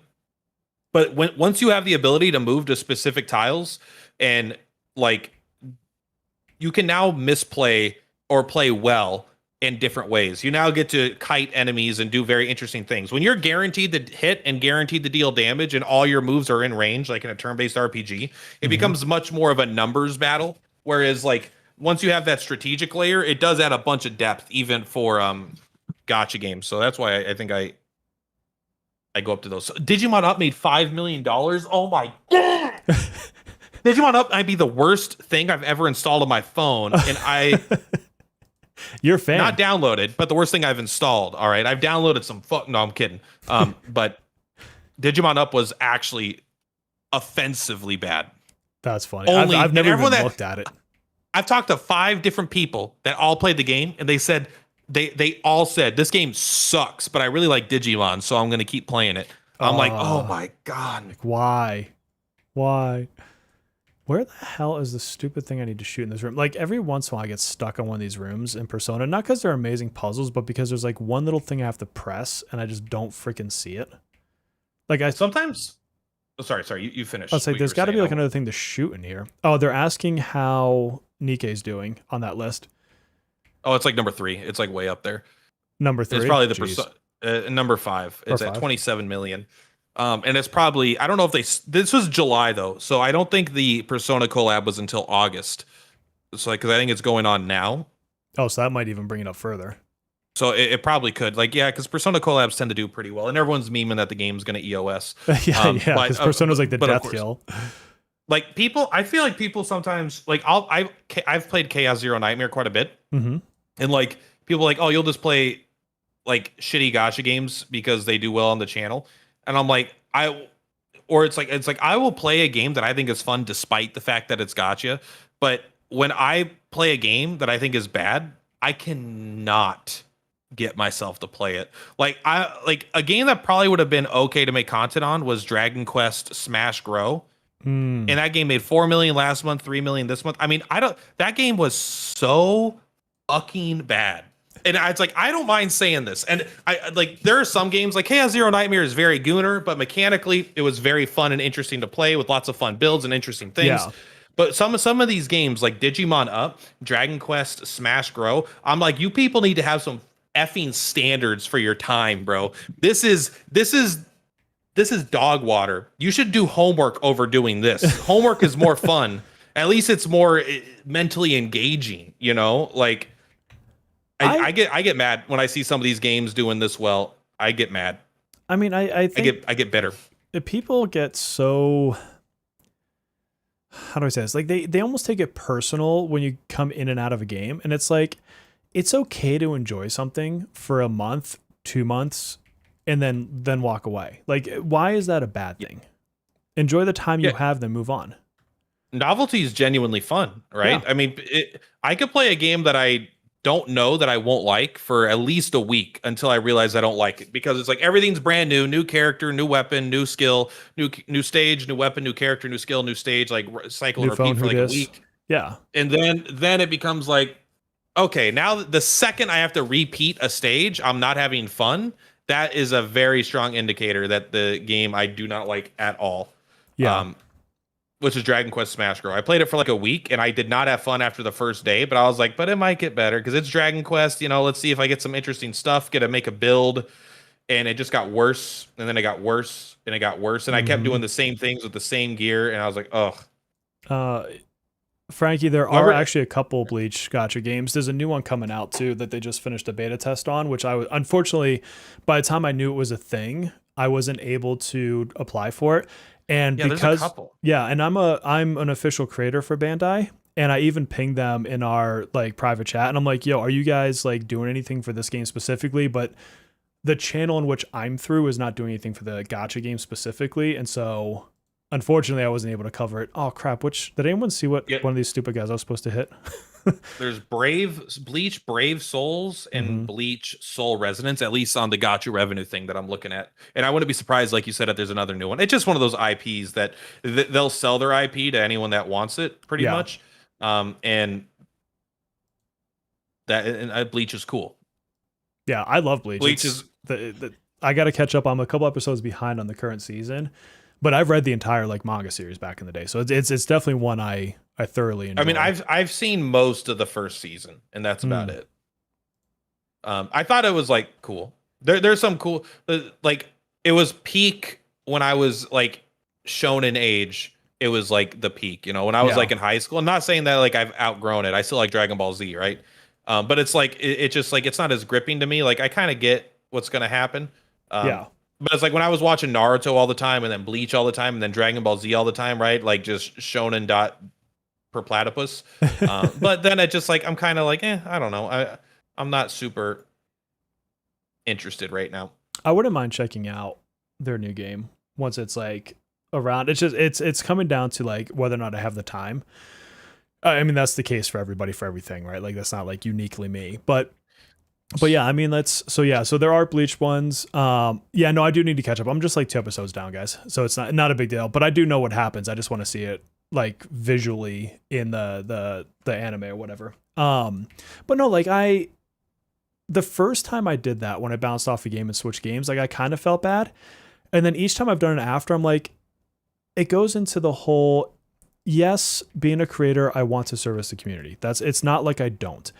But simultaneously, as a creator, I also want to enjoy what the shit I'm doing every day. And if I'm not having enough enjoyment in a game, why am I still playing it? Like, if I lose views, but I gain sanity and happiness, like, I'm okay with that trade-off. You know what's crazy to me? This is the last time I'll bring this up specifically for the gacha revenue. Number, what is it? Number 88. Which is $900,000. Octopath Traveler, Champions of the Continent, baby. That game, I'm telling you, out of all the gacha games I've played, it's definitely the best RPG gacha that I've ever played. It's just, the story is so peak for a while, and then it gets pretty bad for a while, and then it gets good again. But just the 8-player combat is so fun. There's so unbelievably many tactical decisions, turn to turn to turn to turn to turn. You have 8 characters, each with multiple skills and ultimates, and you could change the skills they come into combat with. And then you have to choose, do you want the front row or back row characters in the back? It's like it's the best combat ever on a phone game. And that game absolutely, the fact that game is still kicking ass, it makes me so happy because it's so, think of Octopath Traveler 0, it's just better and it's free. So instead of like $50, it's better because it's been around longer and the characters are more interesting and it's free. So, and Square Enix dropped the game and a third party picked it up and continued supporting it because Square Enix was going to EOS it, and then it had to switch servers to a different company. Okay. I would love to check it out at some point because I did like the original Octopath Traveler, not the story, but like the combat. No, Octopath Traveler is worse than CO. Me and my buddy were just talking about this. I won't shit. Octopath Traveler has the worst structure of any modern RPG. The structure of the game sucks. The game has great combat. It's got super good combat, probably my favorite in terms of mechanics. I love the Bravely Default system, basically, where you use the BP and stuff. But just the 8 characters that don't know who the fuck don't know who anyone else is. They just randomly join up because they happen to be in the same game. Their names happen to spell out Octopath. It's like they have no reason to join together. You go through one character's story. You either go through each character's story, number 1, and then all the stories are so disjointed that it doesn't make any sense, or you go through one character's arc at a time and you're so overpowered that the rest of the game sucks. The whole structure of the game is a pile of dog poop on a pile. It's beautiful. It has the best music of almost any game ever made of all time, flat. Like it's up there with Final Fantasy VIII. Unbelievable music, unbelievable visuals, unbelievable combat. They've totally screwed the structure of how you progress from the start to the finish of that game, in my opinion. Wow. Okay. So separate topic, but one I wanted to talk about today. Gamescom this week starts, I think Thursday is their opening night live with Jeff Knightley. Yeah, so it's it's the big trade show in Germany. This isn't the Game Awards though. No. This is the big trade show in Germany. What are you hoping to see, if anything?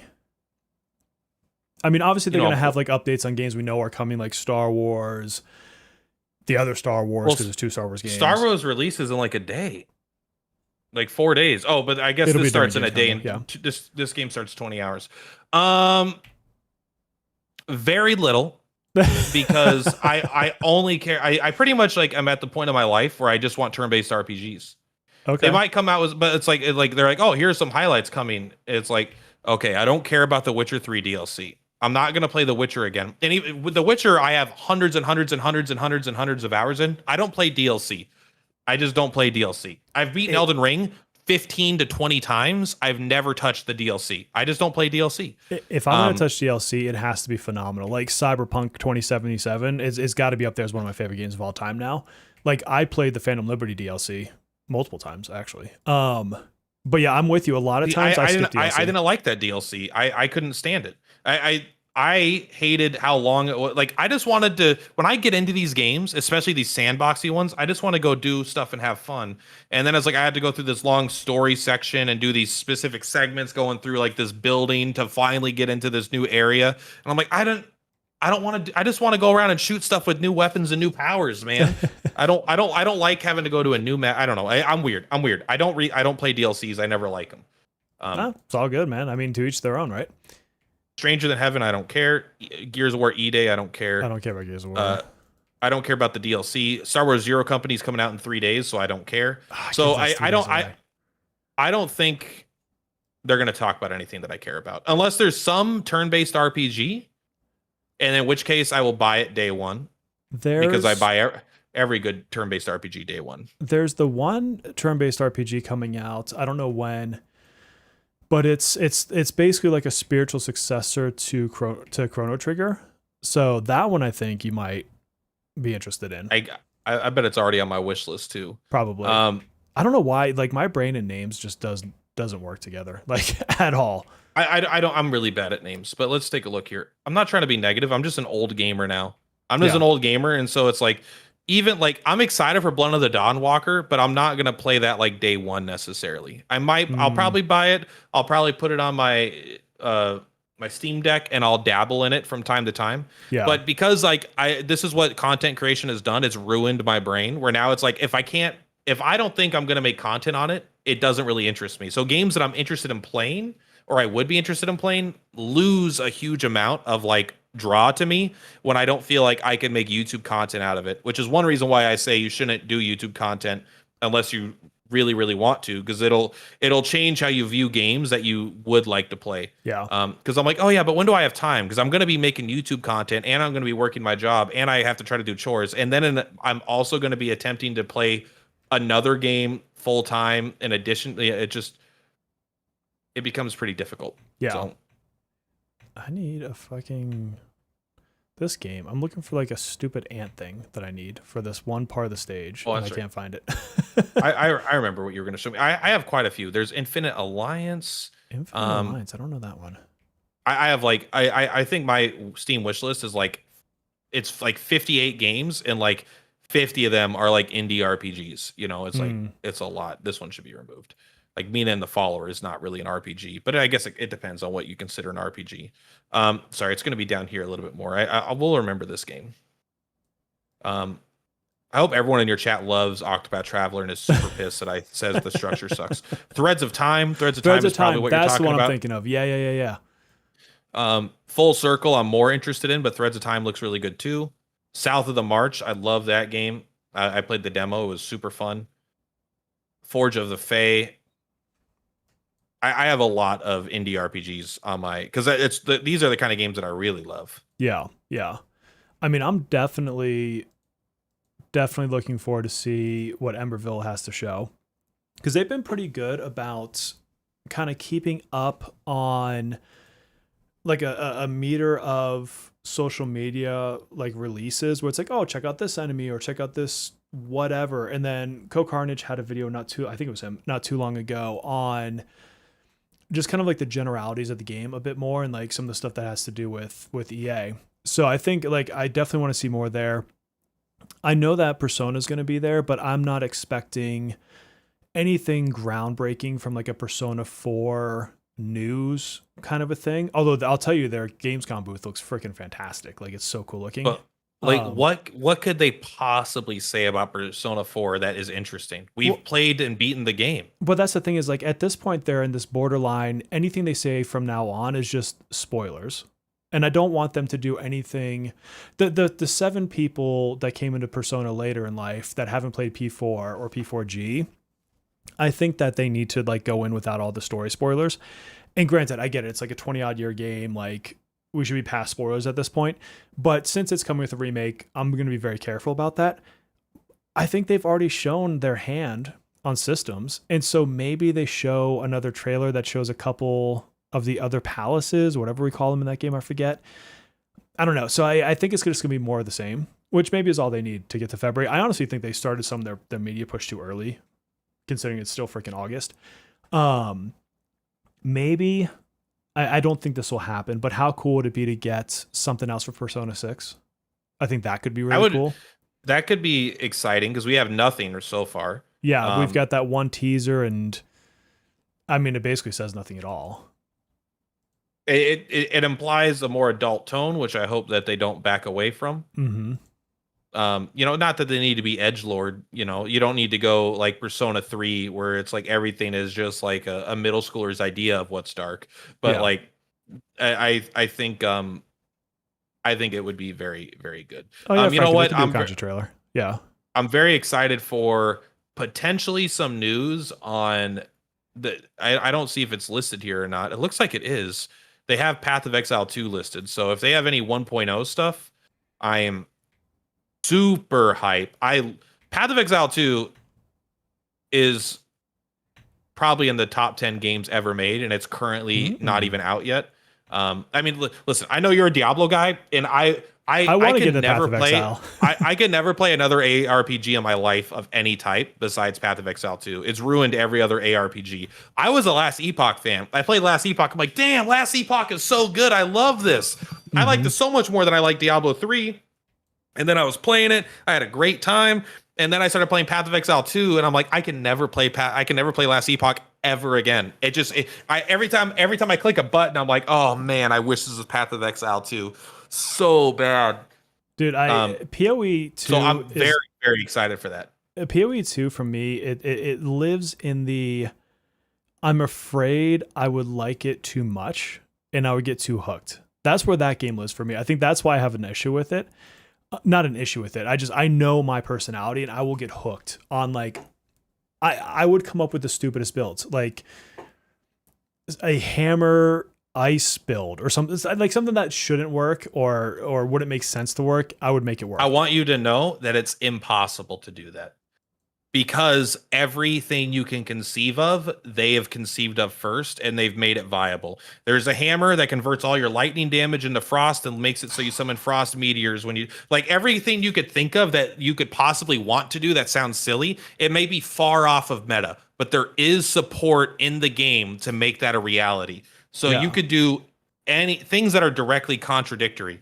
Like all I want to do is summon wolves, and I want those wolves to inflict bleed stacks. It's like wolves can't inflict bleed stacks, but now here's this item, wolves can inflict bleed, and now you can make anything you want work. Like I feel like literally, I've never been able to conceive of an idea that didn't have 100 items and passive skills that aren't already in the game to make that possible. Okay, I mean that's pretty awesome. But see, that's the thing is that, like I know I'll get hooked if I do that one. Yeah, it's one of the greatest games ever made of all time. Okay, my personal list. This is what like in real life, what I'm looking forward to. All right, next game by the Blueprints developer. Okay, Blueprints was my game of the year probably. Next I don't game. know that one. You've what? I don't think I've ever heard of Blueprints.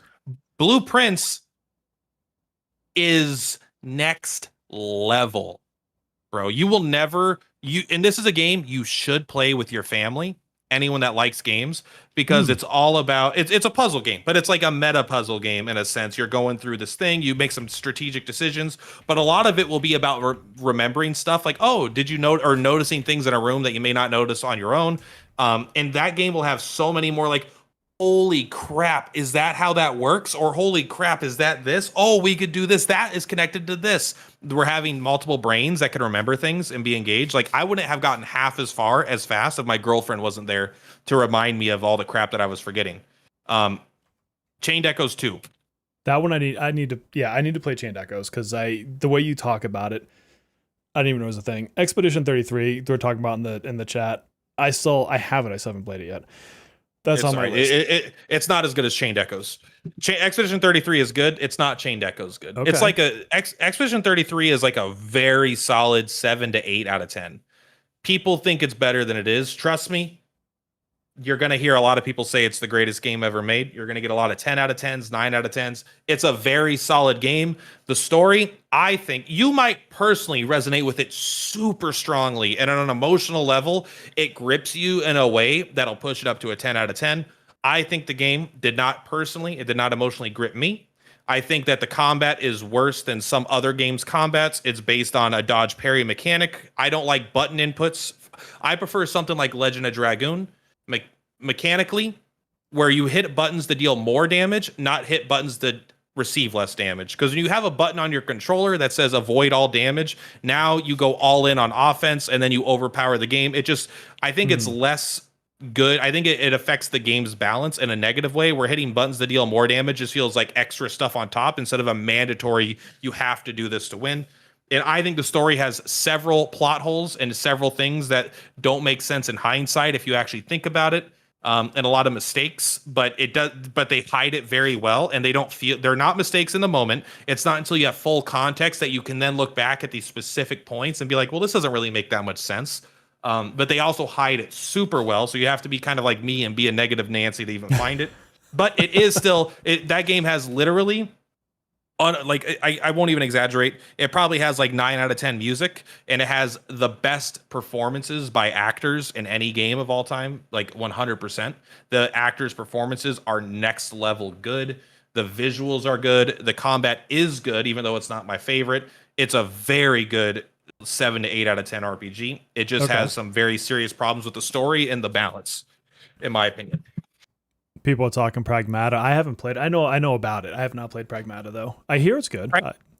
Everyone likes Pragmata. I haven't played it, but it does look good. Yeah, it's like Dead Space, but you have a daughter from BioShock. I think it's kind of like BioShock mixed with Dead Space.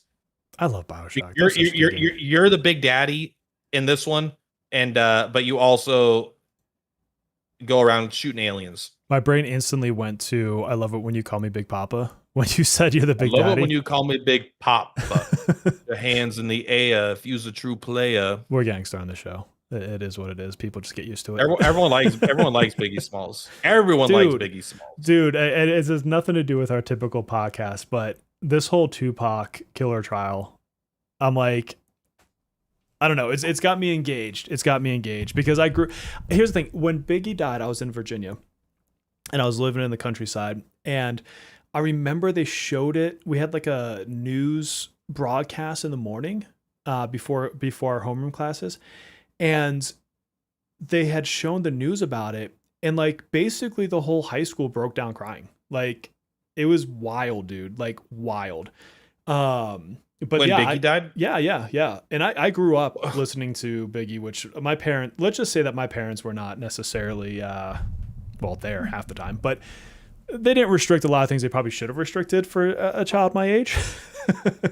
I mean, Biggie, like I know hindsight's 2020, but like you look back and what were he had 2 albums, Ready to Die and Life After Death. Those two were solid. Then he died. You know, it's like he had Ready to Die, Life After Death, and I'm like, man, like this guy knew that the life he was living would not lead to long-term health and wealth. You know. Oh yeah, but man, he was talented. So talented. Oh yeah, I think he's got some of the smoothest flows of all time. Where it's like the way he rapped was just it felt good. It felt very natural.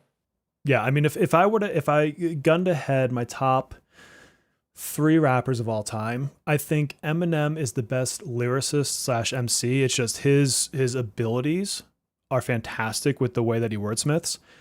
I would say Nas is probably my favorite storyteller of all rappers ever. Like even to this day, he's still making albums and they're still good. And then I would give it to Biggie with a very close second, maybe to Tupac. And then there's probably like my number 4 spot is probably got like 7 people like in a row. Like I'm a big Eminem fan, of course. He has especially like Marshall Mathers LP, that earlier stuff. His newer stuff is like all fine, and like Recovery, there's a lot of albums that are like fine. They have some good songs on them, but like old Marshall Mathers, like that stuff is like, for me, that's like kind of like my peak, because it's like when I was young enough where it's like I shouldn't be listening to it, but it was still like really impactful. But it's like big people are beginning to think women are swimming in pink linen, and then in a sink, then in a couple of minutes the bottle of Guinness is finished. Like I don't know. It's we just had like karaoke time with Plaid out of nowhere. It's like some of these lines were so freaking like good to listen to. I'm like, what? Yeah. Where it's like I listen to it 6 times and I have to look up the lyrics because I was like, yeah, that makes sense. He's not just speaking gibberish. Well, that's the thing is like his ability to craft the nuance in the way that he raps, and like forget double entendres, like the triple entendres and everything else that he does, like it works, and he's so proficient at it. And even if you're like, oh, I don't like his old stuff because it was too, anti this or anti that, and you could look at his new stuff and look at like Godzilla or any of his newer songs, and he just continues that skill. Now, is every song the best song ever? Of course not, but like the skill in which he crafts his verses is what I'm talking about for sure. But like on a vibe to vibe level, like there's never a time that a Biggie song comes on that it doesn't instantly vibe me out. Like I'm just like, let's do this. Like let's get into Biggie. Let's do it. Yeah, if you listen to Biggie, it's like Party and Bullshit. That kind of stuff is like my favorite. If you listen to Eminem, things like Drug Ballad, that might be my favorite Eminem song. It's hard to say. That's on Marshall Mathers, whatever LP. I don't know what my favorite would be. I like a lot of the Eminem songs that people say are his worst songs of all time. Like, but see, I'm with you. Like, I grew up when his original stuff came out, so like I grew up on that era and just have watched him grow from it. And so I'm with you. Like, I actually love the Marshall Mathers LP. What was his album kids, after that? Do you like violence? You want to stick 9 Inch Nails, 320 your eyelids? Yeah, I love. Yeah. His Kamikaze. Have you heard his Kamikaze album? Came out. Yeah. He had a song with Joyner Lucas, I think. Oh, that was really good. That one was good. Yeah, Joyner Lucas is talented as well. I like him. Yeah, I'm sorry, you guys, if you haven't figured it out. Oh, you know what else I was going to talk about? So Platt and I have been talking in the background for a while now about rebranding the podcast. Mostly it's me telling Platt I think we should. And he's like, that's fine, I don't care.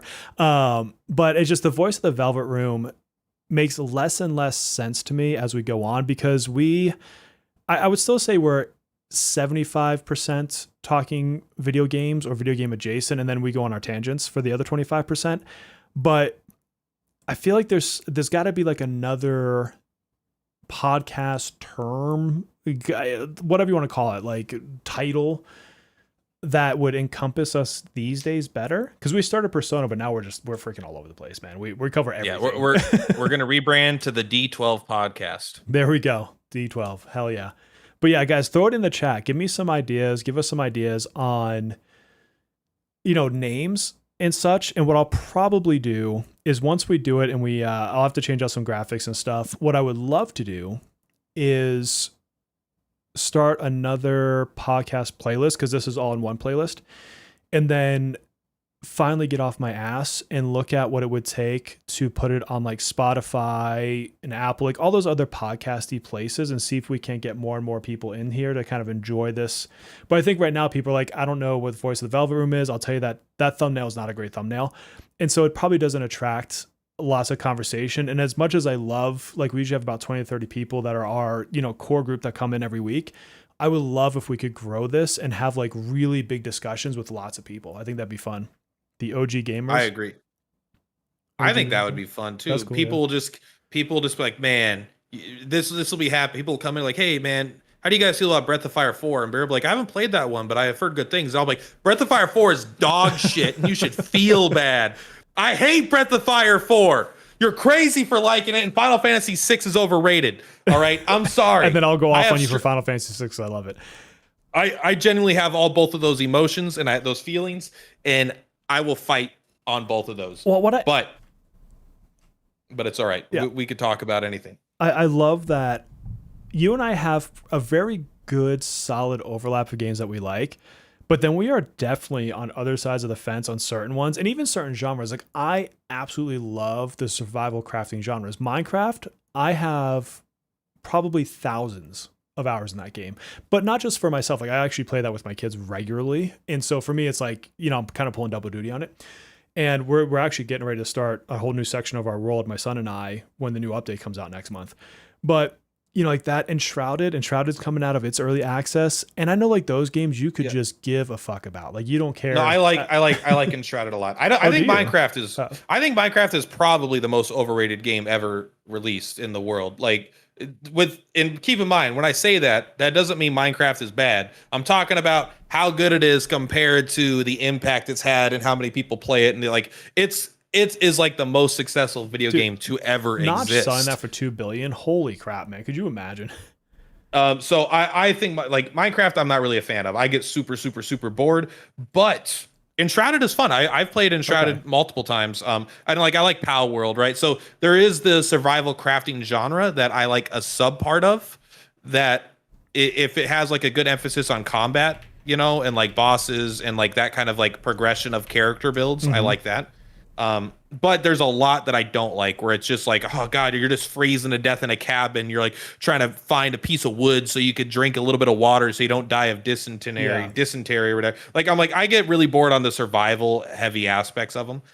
Also, something we're totally different on is I'm never gonna play a stupid any game that claims itself, it puts the word cozy in it. I will not touch that Oh, I love cozy games. pretty much ever. I don't like I people the trailer says cozy, I read boring. I'm It's like, come be bored for many hours. And I know you like them. It's I'm so not funny, saying but that you're wrong to like them. this is exactly what I mean, though. It's great to me because if we just both loved everything all the time, then all we'd be doing here is like sitting here kissing ass on certain games. Like, I love that we have the discourse. That's we're different people. We have different tastes. We have different likes, and different people in the audience as well. Like, I know a lot of people that come to my channel don't like cozy games. They're here for the gotcha. Or they're here because I just trimmed my beard up today and it's looking freaking fire, right?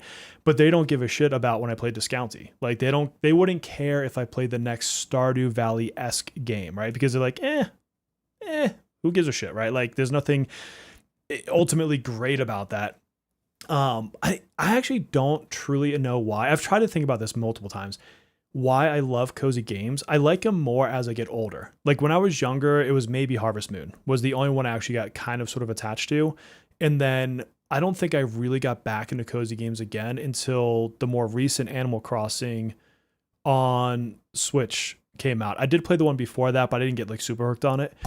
And now I'm like, I actually keep a radar out for all cozy games. I don't play many of them, but like if there's one that really kind of seems to stand out, the only issue I'm having with that genre is I think it's everyone has tried to copy Stardew so much that it just feels saturated and it's hard to make a name. And that's why I'm so interested in Emberville because it has the elements of Stardew I like some of the farming, but then it's like, but now let's actually make an interesting story. Let's actually make interesting combat. Let's not just you have to go in a mine and break a rock so there happens to be an enemy there. And if you look at most of them, that's what they do. And I'm like, who fucking cares? Like we've seen that 37 times. Like come up with something new. Yeah, I like Stardew genuinely, but like even when I play Stardew, like I played until I beat it, and like and now it's like what is beating that game is super subjective, Yeah. But at the time I was like, oh hey, when the game released, I got it, and then I finished the town center, I got like a happy ending or whatever, Yeah. and I was like, boom, never went back to it. And my girlfriend has thousands of hours in that game, just starting new farms and just like doing all the little queue missions and stuff. Like, what is beating that game? Can you actually beat Stardew Valley? Yeah. In a sense, yes. In a sense, no. But it's like all the games that are I try not to shit on games that are derivative of other games because like Yeah. all games are in a sense, right? But even like clone copies, I try to not shit on them too much because I'm okay with clone copies of RPGs. I'm like, Mm-hmm. hey, if this game wants to come out and it's just Legend of Dragoon, but it's like Legend of Dragoon remade with a new story, but all the same, I'm like, yes, like I can never get enough of that. So I don't blame the cozy game community for liking all the exact same game and playing every single one of them because Yeah. I am that way, just about a different genre. Yeah. Yeah. That's fair. I was thinking about the whole Minecraft thing you said a minute ago. Minecraft is an interesting one to me because I don't know that I could be like a full-time Minecraft streamer. I like that game in waves. Like I like when they launch like a new biome, which is why I'm excited for their next update. But I haven't touched that game, short of doing some stuff with my son in months. And it's like, because I always do the same thing. I get in there, we rush to get our wings, our elytra. Then I build an iron farm. And then it's just how long do I feel like building whatever area I'm building in? And I think the biggest world I ever did, I literally built an entire mountain island with an entire town on it. And that took me months. And I had fun. But the second I finished that last building, I'm like, I don't want to go in this world again. Like I was done. I was like, I'm out. Like Everything you said was alien to me. I have never heard of wings in Minecraft. I've never heard you of can an fly. iron farm. I've never heard of iron farms in Minecraft. I stopped playing around when Red Rock was introduced, Redstone, right? So it's been has it been 16 years since I've played Minecraft? Probably 15 years since I've played Minecraft. Yeah, I mean, if Which you're is talking crazy. that as the update, then yeah, it's been a hot minute. Enshrouded, I want to go back to that because they have 1.0 and well 1.0 is coming out soon. They just had a update video of sorts. It was a minor one, but it talked about like some of the changes they're making, especially to like, I guess there's a final dragon boss in its current state, which I didn't even know that because I'm a terrible news anchor. I played the game and I want to cover it, and I don't even know the fact that there's a boss. But that game is one where I think they hit the note for me on the progression system, because beyond the whole you're building and you're getting like the people to come in your whatever you build, a town, a house, and they're like your craftsmen, and so they kind of populate what is going on, so it's not so lifeless. Like they have the skill tree, they have the kind of world progression as you go through into your flame altars. The skill tree was so boring though. I hope they I hope revised they amped it. it up. They revised it in I think they call it the 8 patch or some shit like that. So now it's not amazing. I mean, I don't think you're ever going to get a skill tree like PoE 2 or PoE 1. Oh no, of course. But like, I just want things. I don't like 10% more melee damage. Like I just like more. I don't know, when there's not that many options. I like have a lot of that. I like them to feel a little more meaningful with like nice, cool capstones. You know, they did add more of that for sure, and they shifted something. So like double jump is earlier now and some other stuff. But my only thing, I haven't played the game deep enough yet to know. One of the things I can sometimes have an issue with those survivor genre games is the world can be expertly crafted, but you're the only person in it, or there's like a couple NPCs. And if it doesn't feel alive enough, I'm not going to stay in your world long enough. Do you know what I mean? Like I have to see a town. And I think, yeah, they do the Terraria thing where you build your town. Like people will move in. Yeah. I would love if somebody would make a survival crafting game that was fucking Cyberpunk 2077. Like give me an Edge Runners or like some version of that world or something close enough to it, with because that game has skill trees, right? Like maybe flesh them out a bit more. I think they could have done a little bit better on their skill trees, but give me that, but let me do survival crafting in Cyberpunk. Like that would be so freaking cool. It's all fucking fantasy, because they also have RuneScape Dragon Wilds, which I do want to check out. But I'm like, okay, that game. I was gonna say that game was so bad. Oh, was it? So bad. I've never touched it. You might like it for a bit, but it's so jank and terrible. It like Enshrouded shits on that game. Okay. All right. Okay, that's good to know. But like like the pirate thing does nothing for me. So like Windrose, I looked at, I'm like, I can't see myself being excited in this world for long. And then everything else is freaking fantasy. And I'm like, I like modern landscapes. I like cityscapes. I'm a big SimCity fan. But I also like Cyberpunk is my genre, which is why I'm probably excited for Nivalis Nights. But man, if they did that, if they gave me like Enshrouded in Cyberpunk, like join those two concepts, man, I'd be all over that shit. In a lot of ways, for me, like Enshrouded is the current king of this survival genre.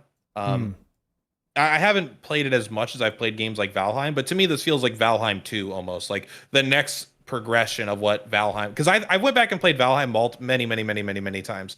I've probably played every patch they've released, and every time I've gone back, I felt the game's a little bit worse. Not like in terms of they've not in terms of they've made it worse, but like the core of what the game is not as fun as it was. The inconveniences are more annoying. You can't take metal through portals, and like the world's all like there's just like a lot of like, oh, now you have to create this thing, and then you have to find silver underground, and then the way you get the new metals becomes these weird mini games up until you get to a point. Then there's a lot about the game that annoys me now and I don't find very fun and is inconvenient. And Enshrouded, I haven't really felt that. It was like plus my least favorite thing about Valheim, there's no character progression between like me and my buddy play. And no matter how far we get, we're the same character. Yeah. The next tier of gear is always like, hey, yeah, maybe there's like one variant where you use this helmet or that helmet, but it's like we're kind of the same, and there's no skill trees and stuff. And then when I'm playing Enshrouded, it has like you can morph the environment. You could build these big cities. People move in. There's lots of bosses. There's these danger zones you go into. And then also your individual character build feels significantly different from your buddy. So you're not just cannibalizing all the same resources, but also like you have different roles in combat. Not everyone has a sword and shield and then pulls out a bow for when they're not aggroing you, you know?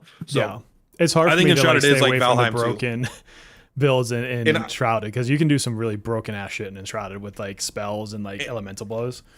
and I do feel like Pal World is like just a separate. It's like it's in the genre, but it's like it's on one end of the genre where it's like it's really more about collecting Pokemon than it is actually about the survival crafting aspect. That's how I feel about Subnautica 2, because like Subnautica 2 on paper I shouldn't like as much as I do. And like my son and I, like 3 or 4 days ago, literally started new work. So they'd released their new buddy patch.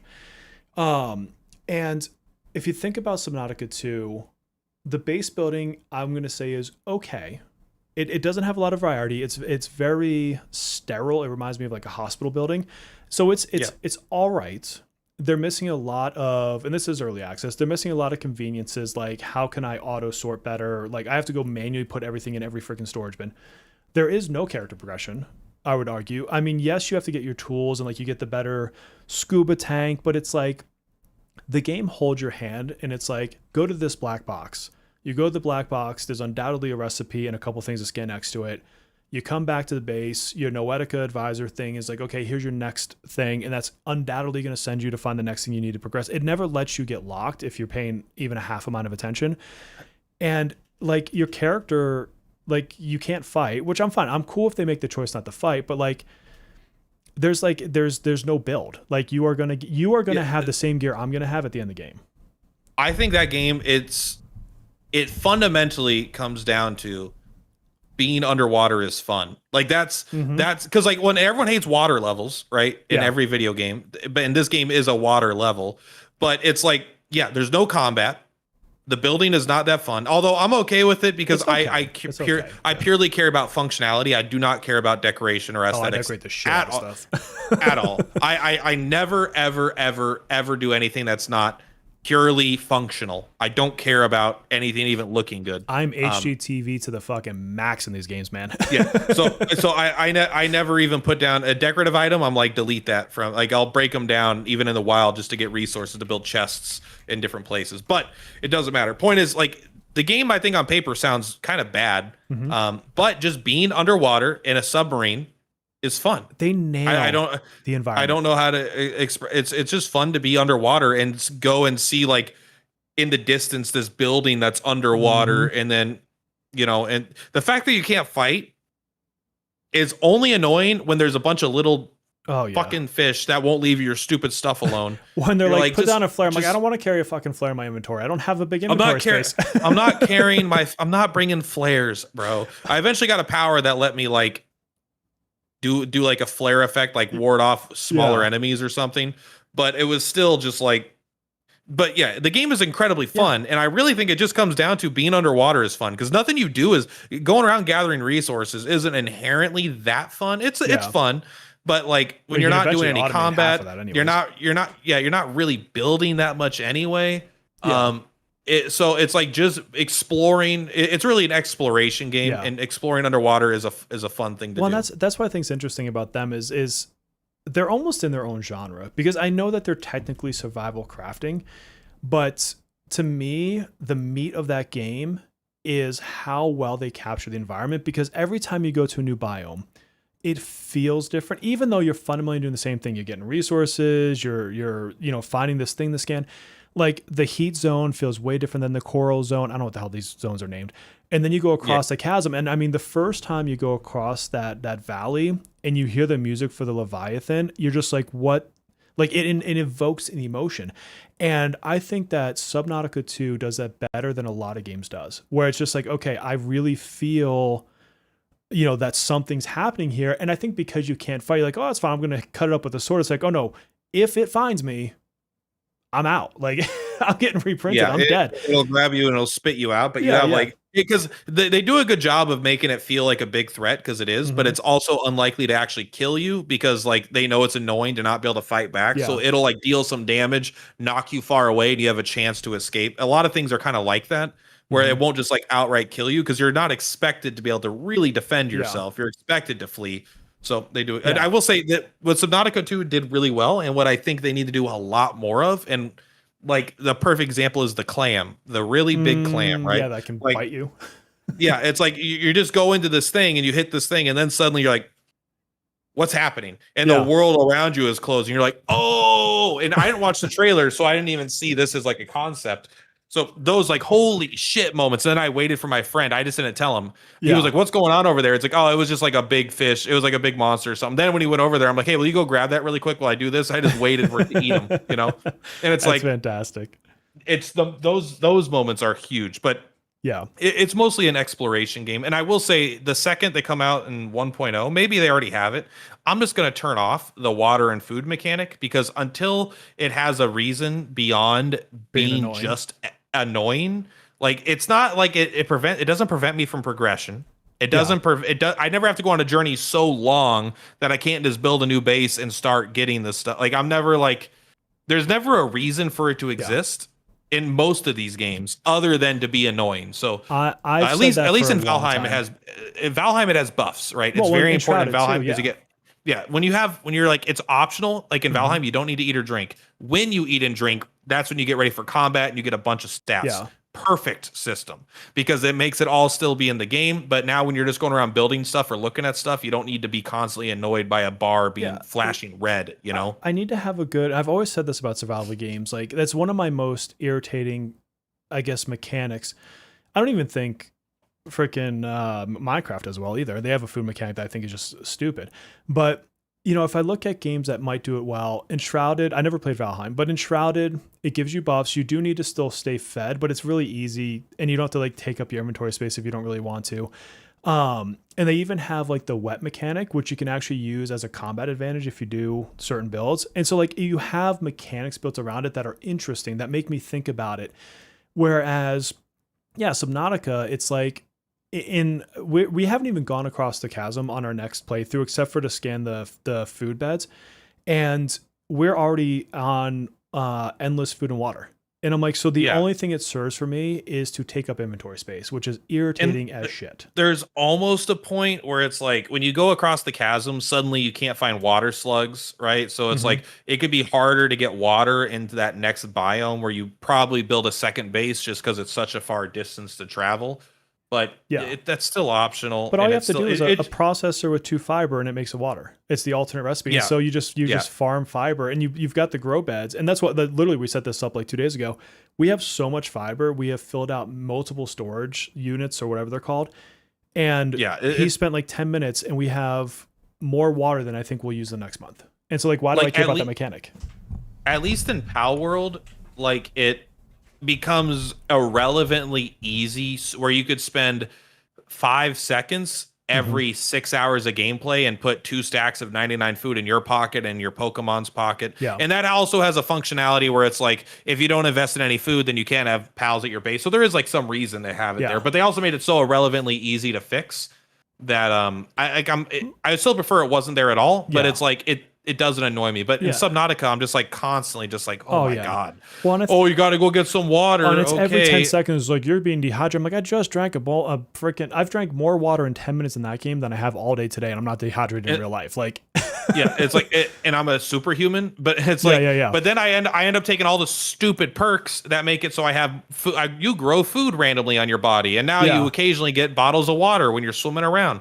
I'm like, I'm not even using any passives that are interesting. I'm just Yeah. trying to get rid of this mechanic. So I will 100% just like turn that off moving forward, Yeah. because I honestly I won't turn those things off in games where I feel like it's a difficulty modifier that Yes, has yes. meaningful impact, where I'm like, hey, I don't want to cheat myself on difficulty. I like having to make these choices. But when I just feel like I'm being annoyed and it's not adding anything, I Yeah. get rid of it. Like Yeah. Icarus. Icarus is a survival crafting game. And a huge part of that game is just literally staying alive. Yeah. You know, it's like, hey, you have to go in. So getting up and building up enough food where you can then travel into this area to like where you're not going to be able to grow any food. And like, so I would never get rid of it in that game because I think it would ruin the experience. Yeah. And Well, in it's like games like Project Subnautica, Zomboid, yeah. Like Project, I Project feel like- Zomboid, it makes exactly. perfect sense. It's like you're in a I mean, that's like a true survival kind of situation, and it impacts things like your weight and your ability to do certain things, and it makes sense thematically in the world. I'm okay. This is one of those things where games are just like, we're in the same genre, so we do similar things. Yeah, it's like no. But it's like there's a difference between Minecraft. Like when a game becomes an emphasis on exploration, an emphasis on building, and like the more you minimize the survival, like in a mechanical sense, the less you need like this is like a leftover mechanic. You just don't need it. Yeah, exactly. It's just there to bog because it's there because Subnautica 1 had it probably, right? Yeah, and again, because you feel like you're in the survival genre. So what does survival mean? It means food and water, and maybe, you know, I'm really hoping they change it later on. I think change it so it's not like you don't lose it as fast. Because I feel like you just get too hungry too fucking fast. Like I'm floating around in a submarine. Like, why am I so goddamn hungry? So make it not as penalizing. And then to your point, like tie it to a mechanic that makes sense. Like give me a buff. Like if I have the salad, maybe I swim faster. If I have the fish, maybe I get an extra couple inventory spaces because I'm stronger. Like make it make sense. Nothing annoys me more than there being like 50 recipes and like 49 of them are way harder to make, and there's no difference. It's like, this gives you plus 75 food if you make this, though. I'm like, yeah, but I can make 30 of these that give me plus 30 food for the price of one of those. It's not, it does. I don't want to have to go farm this specific fish and cook it with this specific ingredient to get this food. Like, I'll just eat a bunch of berries that I find on the ground and cook, bro. Like, unless there's like a specific, like, this is a good stat. It'll last, this will keep you fed for the next 2 hours of gameplay, and you'll swim 10% faster. I'm like, okay, now we're talking. Yeah. Now we're giving me an option. Make but the shit I get stack, so too. annoyed. I get so annoyed when I see multiple recipes for food, and it all just is just how to fill you up, but it's like unnecessarily difficult or annoying to make. I don't want to set up something to make this like, oh, salt. Like, I don't need to worry about salt. Why do I care about salt now for this food? I'll just ignore it. Unless I'm using salt for a different resource and I have leftover, then I might consider. But then it's like, now you have to get. It pisses me off. I'm with you. All right, Shark. I'm turning off hunger. Shark, I'm not gonna play Fortnite just because Joker's releasing. I can't get in Fortnite. All right, I got to get going, so we're gonna call this one to a close, my friends. Any final thoughts or words for Platypus? I like life more than my negativity would imply. All right, I like what I like, and I dislike what I dislike, and some of my I tend to speak when I'm making content. I tend to speak stronger statements than what my actual nuanced probably takes are. Like when I say Breath of Fire 4 sucks, I'm like, I think the game is overrated, and I think that it was a solid game, but not at all worth the hype. But it's easier to just quickly say I think Breath of Fire 4 sucks. So don't get mad at me. You can get mad at me, but say it to my face, I'm mad at you, punk ass. Awesome. Cool. Well, then I'll let you sign us out. Go for it. All right, guys, thank you so much for watching Voices of the Velvet Room, the soon-to-be rebranded podcast. But for now, that's what we are, a Persona podcast about Persona. So and anyway, we talk guys, about. Much love for Platypus and 16-bit bear. 16-bit bear is per Platypus. We will see you on the flip-flops. Bye! See you later, everybody.